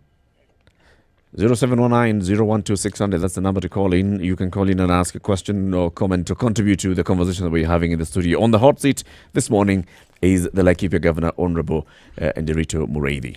Back to politics. Can I extend an invitation to Njeri, but also to all of you? Yes. To Rumuruti on the 10th and 11th of December to witness the Laikipia Indigenous Technology Fair. Indigenous Technology Fair. This is what? Homegrown? This is homegrown. And I want to relate to what Rono is saying, entrepreneurship and issue-based politics. Now, we are often talking about value addition, blah, blah, blah. He will be absolutely amazed at the technologies the peoples of Laikipia have. For instance, their use of iron. If you look at the Maasai in Laikipia, the Samburu, the Pokot, the Kikuyu, they even know where the iron ore is, and they have recently showed us. So the conversation we're having with them, just now in February, we'll be having a mining conference, is that, okay, since you already know how to make spears and swords out of iron, why don't we take it a step further? so that you're making things out of this iron for the modern economy. Modern consumer. If you look at the Maasai, the Turkana, the Kikuyu, they know how to preserve meat. The Turkanas call it rokori. The Kikuyus call it rokori. You preserve meat in honey, and it has a shelf life of 5 years. This is biltong. It's not biltong. Nirokori. Biltong is dried meat. Dried, yeah. This is meat preserved in honey. And And we're then now it's working cooked regularly. No, you preserve. You put it in honey. You put it in a jar. You immerse it. You immerse it in honey. You put it in a jar, and it will last for 5 years. All right. You know, this is what we want to see in a supermarket. You know, we're answering this question. Today, you go to the supermarket and you buy water in a bottle. Why are we not finding uji In a bottle. in a bottle in the supermarket? Ready to drink uji. Yes. And those are the questions we'll be answering in the Laikipia Indigenous Technology Fair. Right. Yeah. Now, and it's not, we already have 220 companies from Laikipia in this program of entrepreneurship. And our role as government, as I said, is to bring people like Kenya Bureau of Standards to come and certify these products so that they can go for mass production. Right. Is to bring the Kenya Industrial Property Institute to ensure that the intellectual property of these folks is protected. Is to bring our own enterprise fund to lend them money. Sure. Is to bring our own Laikipia Development Authority to invest in them, and so on and so on. Is to bring other partners like Kimathi University who provide engineering. You see, in any production process, you require some engineering. But an SME may not be able to hire an engineer right off. Sure. So we bring engineers from Kimathi and so on and so on. When you talk about the 200 SMEs, Yeah. what's the size of these SMEs, the average size, in terms of maybe revenue or... Maybe Number of people employed? number of people, I would say 10. Yeah. And they range from the guy I was telling you, Njogu, who is making, with his colleagues, they're making a car. Yeah. Another group are making drones. There are Wamoyo, who is making insecticide to deal with fall armyworm. Are you investing? Because this is how China got its entrepreneurs becoming multi-billionaires globally. Yes. The government actually invested in private business. Of course, some would argue that's not quite the capitalist route of the economic model that we have. But are you, as a government, a local government, are you investing in these businesses? Are you putting money into it? Not just training and facilities and so on. Are you actually putting money into it and owning parts of it? shares, equity into it? Okay, excellent. Through what vehicle? Laikipia County Development Authority. So what? Tell us about that, the County Development Authority. Well, it's a body corporate created by statute. So can sue and be sued, can hold property, has his own balance sheet, and actually has a very market oriented board chaired by James Moria, the CEO of Centum. Right. And his colleagues, Abasindaweru and other top players. So how does it get its money? So you allocate... We put money in it, and of course it raises money by turning a profit from the entities that is investing in. Also, is going to go to market to raise other monies, not just what government is able to invest in them. Okay. I hear you when you talk about the different, agendas and initiatives that are being established in county. And it's clear that you obviously have a knowledge of some of these things. I'm not going to ask you what the background of your training is, but it's obvious that, you are, versed in some of these things. And we've had this conversation before about the importance then of leaders at this level to have, a measure of training or measure of expertise, or be a technocrat at some level to be able to then understand the development needs of a county, because basically that's what you're asked to do. Go and push the development agenda per county as the governor, for example. Do you think it's necessary then for somebody at that level or even lower to have at least a certain level of education to be able to get the job done, to hone in some level of expertise to get the job done, to have some understanding of what needs to happen or what the environment would be, to then be able to then go forward? I would and go push more with education, of course. Yes. But I think it's actually some experience in certain things. In fields, yeah. In certain fields. Yes. it is true. I have a background in supporting small business, in creating the right conditions for Africa's financial markets to work. So, for instance, the reason we were the first county to do leasing on our own, because we just leased, road equipment not so long ago, is because I know the leasing product. And I know it now from a technical point of view. Right. When I was working in IFC, and it was part of my job to create the correct thing. The reason you've seen us in Nakuru in the news recently with IFC, who have been helping us with low-cost housing, again, I have a fairly technical knowledge about our attempt to create mortgage markets in this economy and other economies on the continent. So I do feel that experience has made it far more easier for me at a personal level to conceptualize and execute certain things. The reforms that I've done in the public service, from recognizing, we have spot awards to recognize staff who do extraordinary things every quarter. The training that I'm able to bring to the public service, the HR systems that I'm putting in place. I mean, all those have something to do with my corporate experience. So for me, it has worked. But I think that the leadership, you will not be an expert in everything. So I think the bigger quality in leadership is recognizing what you know, but most importantly, what you don't know, and finding people who know. To come around you to and then come work around with and you do it. on that. Exactly. As we speak of leadership and public finance management, one of the constant accusations of counties is their inability to absorb some of the funds that are being dispersed, that they're getting from national government. Have you found this to be a hurdle when it comes to dealing with your county, whereby you're having to return funds, and as a result, your budget, of course, is cut the following year? So what a lot of counties have been doing is sending people on benchmarking trips and so on to try and absorb these funds because of the lack of the capacity to actually absorb the funds for sustainable development and growth for the county. 3 quick points to make. Firstly, actually, counties are doing better than national government in absorption, in development budget absorption. Right. That's number 1 point to remember. However, both levels of government could do better.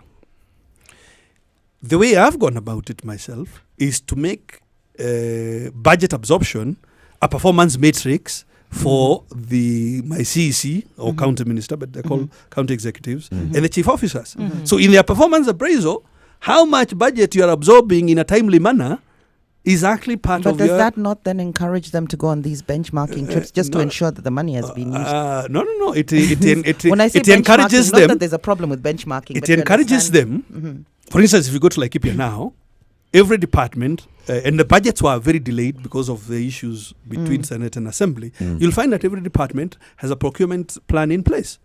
Because we also need to know the procurement plan so we can plan cash flow. Is it so? Yes, there has been an issue. The issue is both the procurement processes. Do you do them on time? But also cash flow releases from the treasury, because even treasury does not get all its money in one go at the beginning of the year. So there's a bit of management you have to do in order to ensure that you do absorb your budget on time.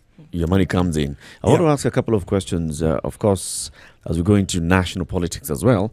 Number one, we saw the release of the census results last week. And of course, it was met with hue and cry from some quarters and celebration from other quarters. What's the situation in Laikipia? 818,000 people. That number conforms very much with our estimates, intercensural. So you're happy with the results? I mean, look, I'm a person who uses numbers as part of my input into decision making, and I would encourage all leaders to do the same. The reason I throw that in is because, of course, you had two sets of people: some who are happy and those that were not happy, who came out all guns blazing. Northeastern, of course, were very disgruntled by the results. People were lost. And they lost 200,000. No, well, look, the numbers were encouraged the last time round. Some numbers were encouraged, and you see, there's usually a relationship between numbers. So, for instance, how would you have a population of 1 million people and only 150,000 voters. How is that? So the numbers were encouraged in a certain way because people. These numbers are encouraged. input. It's very diplomatic. These numbers are used for certain processes, including or particular resource allocation, and that's why people behave in a certain way. Absolutely.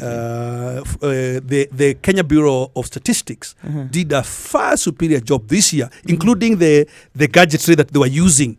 So the data collection was real time. Is going to a server real time. It's not easy. To play around with it. You can't manipulate it. The servers are manipulated. I said not easy. Okay. I said not easy. And it was backed up by other processes. Huduma number. There's a lot they could sort of use to double check absolutely. whether the number is making sense. But you were happy with yours. I mean, I was anticipating a number around 520. Okay. And it came out at 518. Right. I think the estimation was super. Very close. Hey, what did you use to estimate yours? I think that's what we should ask. KNBS should be asking you. So in the next time, they don't actually spend so much money. No, they do have to do it. But Eric, you have a register or a registry of births and deaths. It's a very straightforward. And you have a general estimate of out-migration and in-migration. Yeah. So then there is the issue of the BBI. Where do you stand? Handshake, yes or no?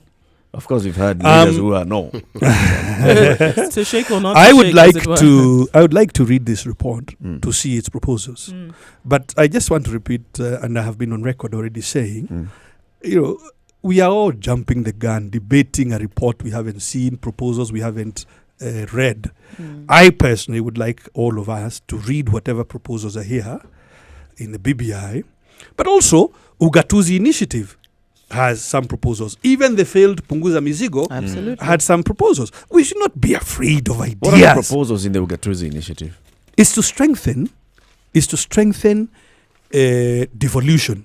And frankly, the Ugatuzi Initiative also prefers, I mean, I see in your print that you're saying the BBI is proposing Prime Minister. I don't know, is what I'm reading in your standard. Ugatuzi likes a parliamentary system for the simple reason that the presidency as an institution seems somehow to suck the oxygen out of the room. It's not, I mean, it is, and you see, institutions exist in a bit in competition. And this institution of the presidency is such that it is able to muzzle and to, and I don't think it's necessarily a deliberate thing. It is simply that it's like the columns in a building, and the role they play. So we believe ourselves, certainly I believe, and many of my colleagues, that a parliamentary system is actually better for devolution. We also think there are certain things you can do in the representation. For instance, you must really make sure that the interests of the Senate and devolution are aligned, and we can go into that in a little bit. So, personally, let the ideas be put in the marketplace of ideas. Let us debate them. But I say there's also the politicians who have said, don't debate any other idea. Let's debate. Wait for this one. And this is the Honorable Prime Minister Raila Odinga has said that. Wachana punguza mzigo, BBI inakuja. Sadly, we politicize things. I don't know if that's what he has said. I totally disagree with him. I mean, we have our own ideas, and nobody has a monopoly of ideas. And I think that to be in leadership is to accept that the next person may have a better idea than you. But why did the COG then wait to... I mean, there was an opportunity to go and meet with the BBI team, right? The BBI team was going around the country. We gave them our views. So you gave them your views, and however, then now you're putting together your views again into a different... Eric, we as a devolution family, meaning the COG, the CAF, which is, County Assemblies Forum, as well as Senate. And remember, Senate even had a select committee in the last session. And they produced a very big report about the ideas of what could be improved in the Constitution. I'll give you an example.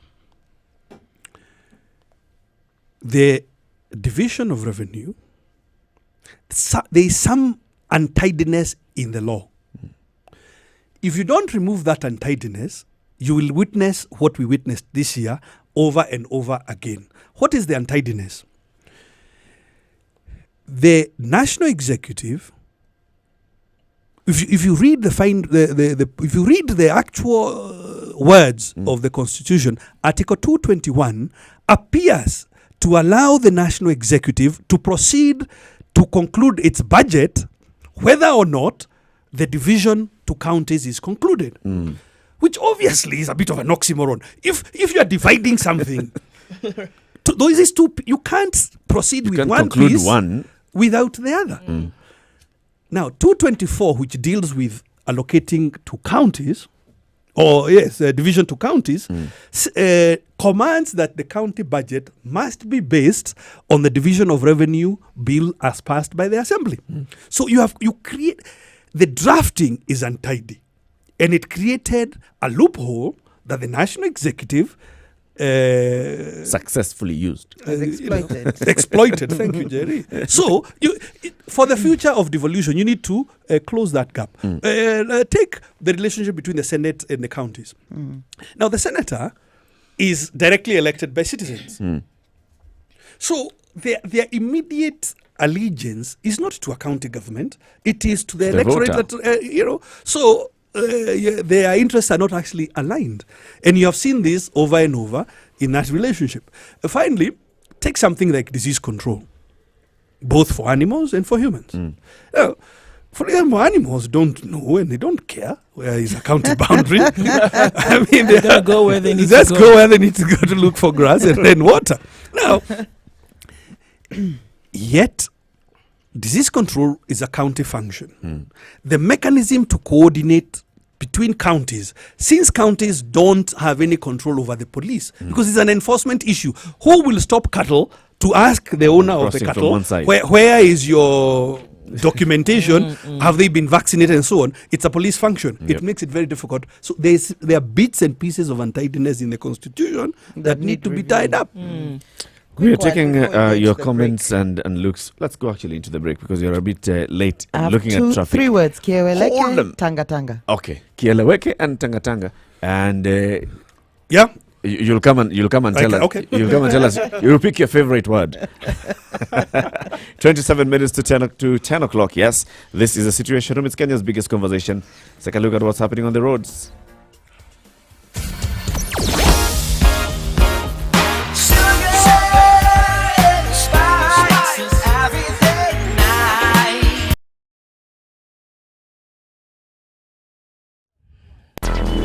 Traffic. Oh my goodness.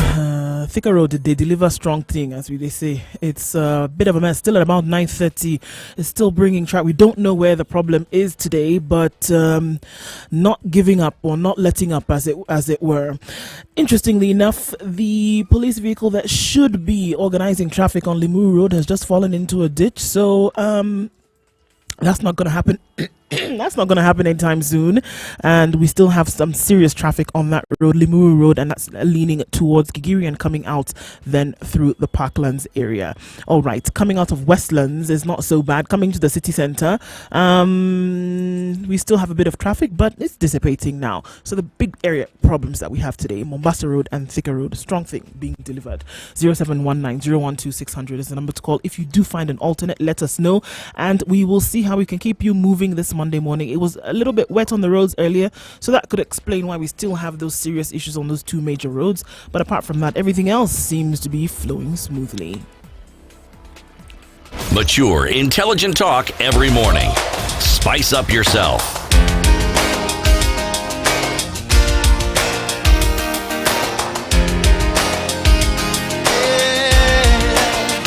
Mornings done right. 94.4 Spice FM, Nairobi. The Laikipia Governor is in the studio this morning. Your comments and questions via our hashtag The Situation Room on Twitter, our Facebook page, Spice FMKE. Very many comments there. Let me sample this one. Charles Kevin Kamau on Twitter says, I'm listening to the Laikipia Governor. I'm impressed by his comments and grasp on our path towards UHC. Paying cognizance of and consuming research output, he says, is key. I'd like to interview you in my project, sir. I think he says he'll be in touch. He'll be in touch. This is Nganga Alfred. He says, this is our progressive governor. Is very good. And we'll be launching a new supermarket tomorrow. Laikipia has attracted very good investments compared to neighboring counties. Some positive sentiment here coming in, right? So, kieleweke, kieleweke. Choose one. Red box or blue box? Neither, Eric. Neither. Of course, these formations are the result of 2022 succession politics. And here's my view: is that everybody has a right to aspire, and we shouldn't, sort of begrudge them simply because they are pursuing their own ambition or career. What I do want to help persuade political leaders, some of the things we are seeing, fracas in church, for instance. I mean, I think that's so much shame on you. Behavior. I mean, look, even if you don't like me, why would you want to go and disrupt a church service? I mean, what good that comes out of it? I also think on the other side, why do you need to provoke reactions? So I am seeing, my view, conduct unbecoming, and it is way too early. We should be answering the question, how many jobs have we created this year? Sure. We've been solving the problem. Why do we have jobless growth? Why is this economy growing and it's not creating jobs? You're not going to solve that by calling your colleague names in a church. Yeah. So you're aligning. I am way above that myself. I am way above that, Eric. I can't get involved in search. After all, you're not a member of Jubilee. I am an independently elected governor, and I honestly believe in what I've told you. I think it's conduct unbecoming. So get there, Jerry. So, no, I was hoping to see you actually on the podium with ODM, in all honesty. During the Kibra elections, a lot of governors came out. It was a time to align themselves. But you have said categorically that you'll be running for a second term. I am elected independently. Absolutely, I appreciate that. Yes, and I don't need to follow some tribal leader to put my ideas on the table. No, thank you. Perfect. Perfect. So you don't align yourself with any of the national leaders? I am elected independently, Eric. He doesn't have to. But having said that, where do you lean towards? Kieleke or Tanga? Neither. I actually don't lean to either of them because neither of them, Jerry, is putting anything worthwhile on the table. Right. Say I held a gun to your head. If you held a gun to your head, if you held a gun to my head, I'll tell you this. If you can tell me how we will solve jobless growth, then you'll have my ear. And you can see the Kieleke side seems to be leaning on that in terms of development as opposed to rallying and electioneering. Nobody has the Kieleke side. If you haven't decided, nobody has been able to say, how do we improve the structure of the economy so that growth results in jobs and higher incomes for people? Do you not see between the two divides that one is more development orientated while the other one is electioneering for 2022? I think they are actually... They are both politicking. They are both politicking. They are not... So then doesn't that point to the fact that our leaders then actually really are not interested in terms of their development agenda for this country? I think you can be forgiven for seeing it that way. Forgiven? Or encouraged to continue saying that and put it out in the light to say that we need to vote in leaders who are actually going to push for such an agenda. Exactly. It's like you're trying to put a cap on political utterances. There are things politicians will say, and we understand that's politicians speaking. The fundamental difference is when we see them doing what they have said they would do. Now, if you're asking this debate, the two groups, what is it in terms of actually encouraging even something as simple as political egalitarianism or development? What is it that they have said they would do along those lines that they've actually done? Which one? So if there isn't, then they're just talking. And then we should be able to decipher between when it's just talking and somebody's actually trying to say, I'm trying to get this country to move forward. Very many of our political class solve problems by talking at them or talking about them. Hoping this problem will now get some kind of popcorn effect and then move. And when you ask a question, they give you more talk. Waxing lyrical. I'm sorry, Jerry and colleagues. Look, it is so-and-so's bedroom. So how many jobs does that create? Tell me. But What incomes does that add? Bure kabisa. Honestly. You politic to get to leadership so that you can actually create the jobs. That's Must what it happens. be that You level? can't Terry, ignore politics. No, We must to all- be in politics. To be in politics is not an invitation to be mediocre. To be in politics is an invitation to manage at a excellent. very high level. To be there's something excellent. you and to said bring, earlier bring that- solutions to the table. There's something you said that I liked very much in terms of the relationship between leadership and politics, that you can be a politician without leadership, but leadership requires some politics. And that's what I'm alluding to. In terms of even at the helm of national politics or of national leadership, there will be some politicking, which is what we're seeing with these two factions. I was hoping you'd be able to declare the truth of the matter, that you're Kiweleke. And The truth of the matter, Jerry. Coming from Jerry about you. Yes, please. The truth of the matter is that I am an independent. The truth of the matter is that I am interested in leaders, not just who in frontline politics, but in leaders who want to provide a reasoned approach to the future of Kenya. And I think if you look at my last, both the last two general elections that I've participated with, you will see that is actually my political history. right, how did you get into politics? Well, look, I was working for IFC for quite some time, and a lot of my work involved trying to improve policy. Policy for leasing, policy for mortgages, policy for bond markets, and so on. And it was clear to me that it's not enough for us as middle class, particularly technocrats like you and me, to complain that there are too many politicians on the table and they don't understand.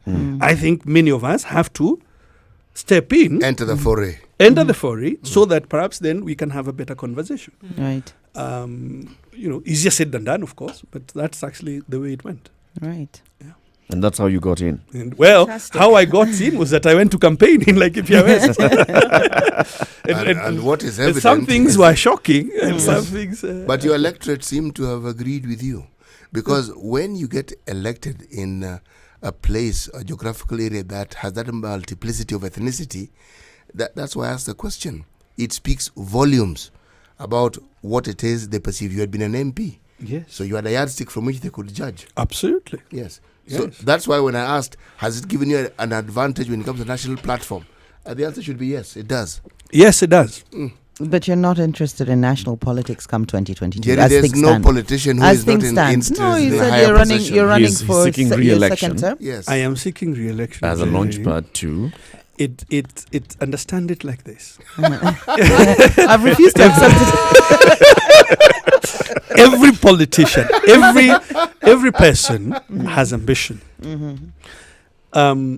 If my people, as politicians, Tell you. if my people were to see that we have a fair shot, then we'll probably throw our hat in the ring. I mean, obviously, I have ambition, but I think my number one priority is to move the Laikipia economy to a certain level.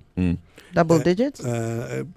It's not just growth, it's what is the outcome of a whole growth. So it's like this. This cycle, this political cycle, I expect to move personal income, so average personal income, to something like 700 shillings per person per day. Right. That's my target. Very ambitious. Then, in the next cycle, I expect to be able to entrench certain things, like mass production. So, for instance, if you take this SME I'm talking about that is making cars, how do we move from them having batch production of 14, 15 cars to producing 100 cars a day? So manufacturing, industrialization. Exactly. Yeah, so mass production. Coming back to now what you're talking about, you say you are aligned to the idea of parliamentary system of government. Indeed. And there are those that have said a parliamentary system will, among other things, also help to sort out the issue of multi-ethnicity. I believe you so see too. that way? How would that address that challenge of ethnicity? You see,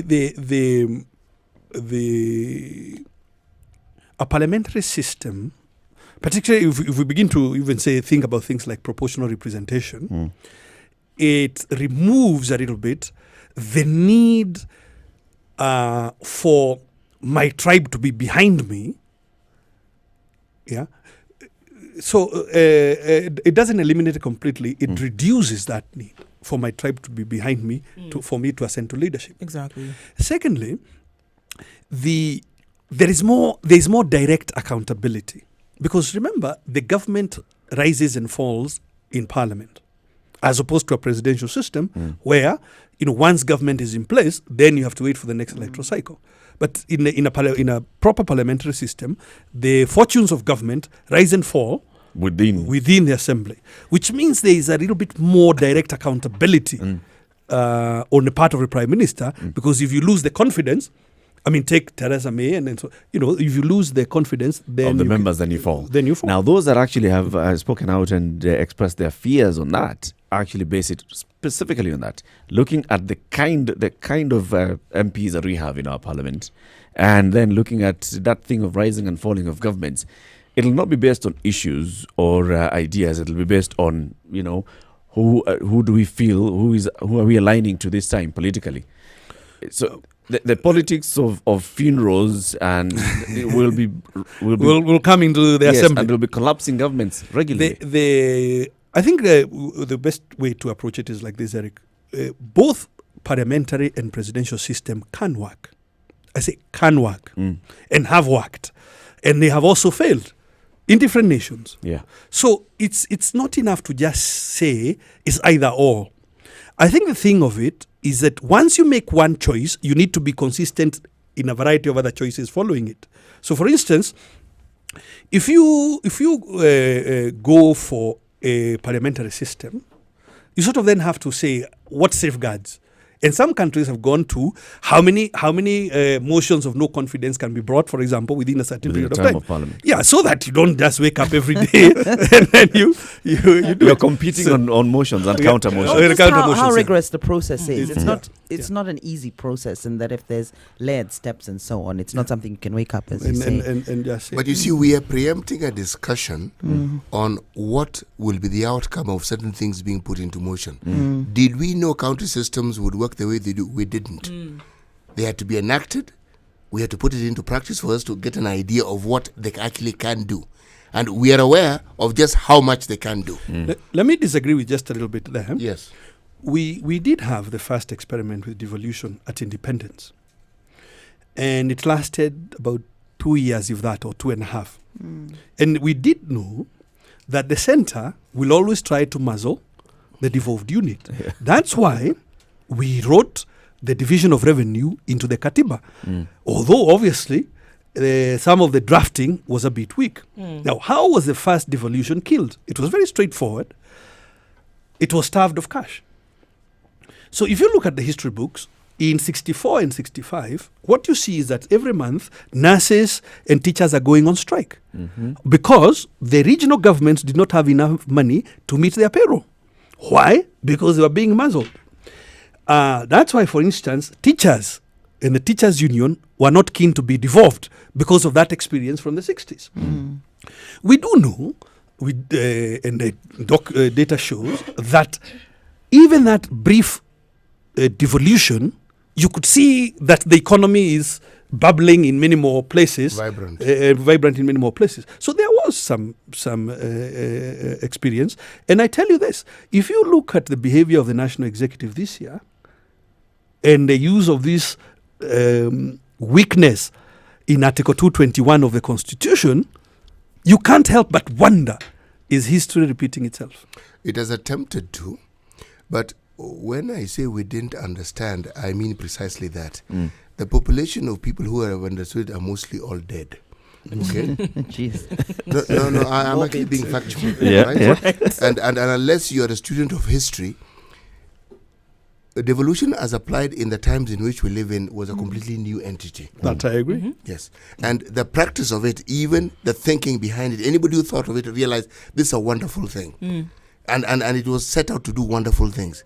But when all these things were now put into practice, we now started seeing and experiencing things that before the experience, before this actualization, we couldn't have really known. That really was my point. True. And I accept Yes. and associate with Yes. that point. Can I ask a question just out of general knowledge for the historians or those who are still alive having understood? How did we divide that? What were the divisions in terms of geographical divisions? Now we have counties. Was it under the provinces? That's how provinces ultimately came to be. Right. Because the regions were the provinces. And each province actually had senators. I think each province had 2 senators. Right. And when it was being dismantled, one of the questions was, what do you do then with the senators? And then the crafty politicians of that time, very clever people, they are not. Most of them are alive. I said they're nearly all dead.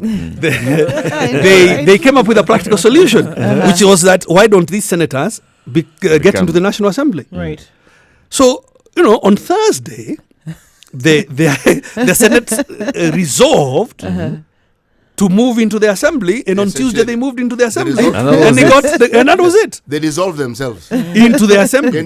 They just got into assembly and became members. And now some boundaries had to be carved out. And if you look at some of the protected constituencies, that's how they came about, like Rari, Odaya, and a few others, which were carved out of existing constituencies in order for the senator to have a constituency. Perhaps that sets a premise for a question that I have, and maybe then it does relate to maybe more to members of parliament, but to leadership in general. We find that there's more fervor, or there's a greater rush to get things done when it directly involves, or rather directly affects in a positive or negative manner, the individual in leadership, member of parliament, government, especially where we've seen things like, the clamor for increase of salaries or things like that. But when we see other things that would directly benefit or disadvantage the citizenry, we don't see so much excitement.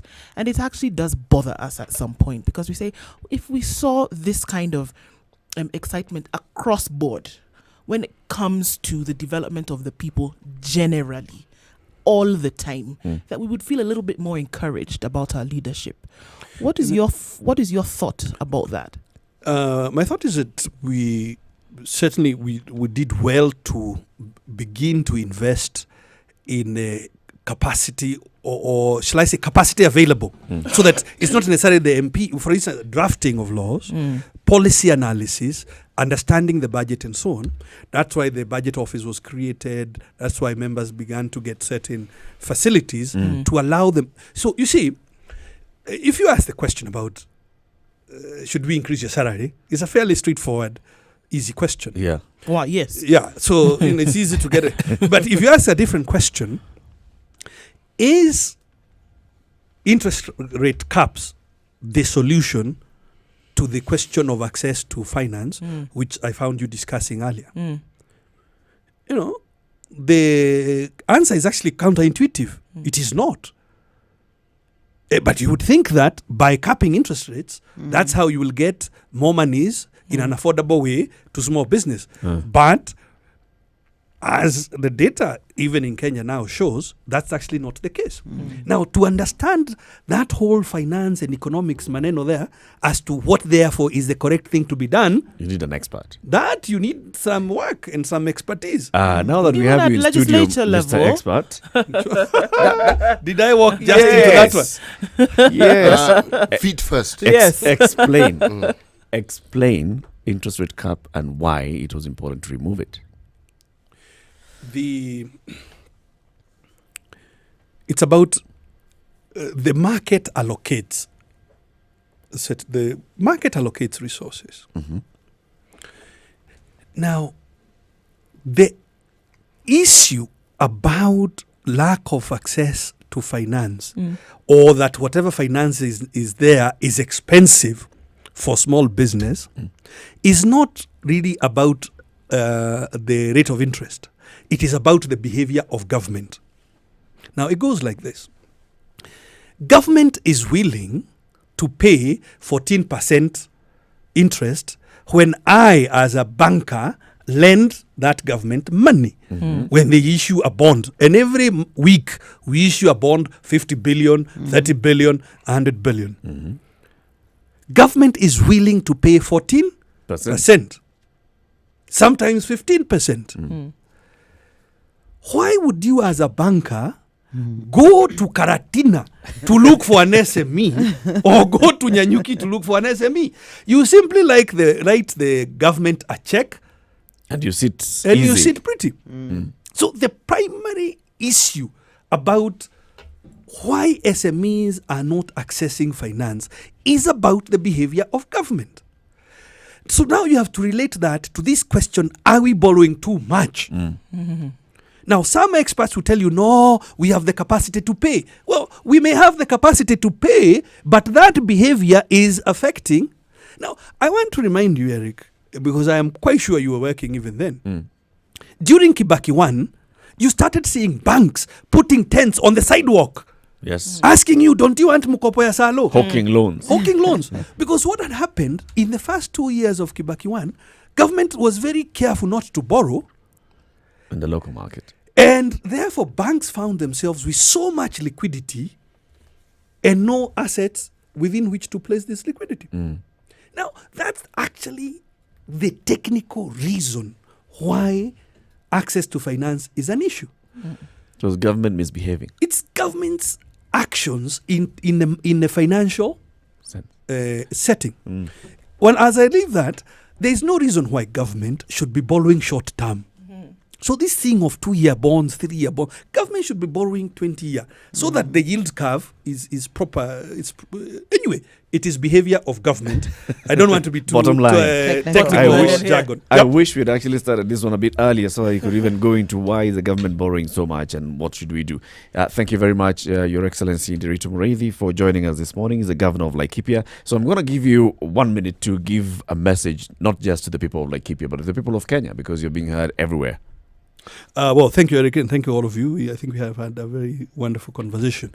What I'd like to say to all of us as Kenyans, as we approach this season to debate whether or not we want to change certain things in the constitution, and as different political formations ramp up for competition in 2022, we must really remember we are one country, and that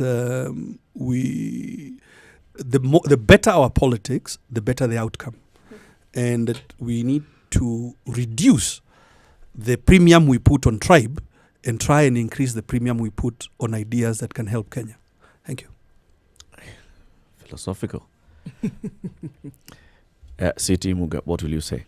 Actually, the historical perspectives that His Excellency has brought into the discussion has made an understanding of some of these debates that we have, like, say, the formation of the county system and the debate around it much clearer. And then, given the background he intimated about, it's clearly something he understands and has probably helped propel his work as governor in the county of Laikipia forward, because somebody with that sort of understanding actually has the gift of ensuring that things are actually done the way they should. Jerry? Thank you. I'm thoroughly impressed. I really enjoyed the sort of chat we've had. Of course, you've refused to go towards my political questions, but you invited us on the 10th and 11th. What I'd ask at this stage is perhaps you speak to our bosses on the way out so that we get those days off and we can attend. We'll come and have a situation room.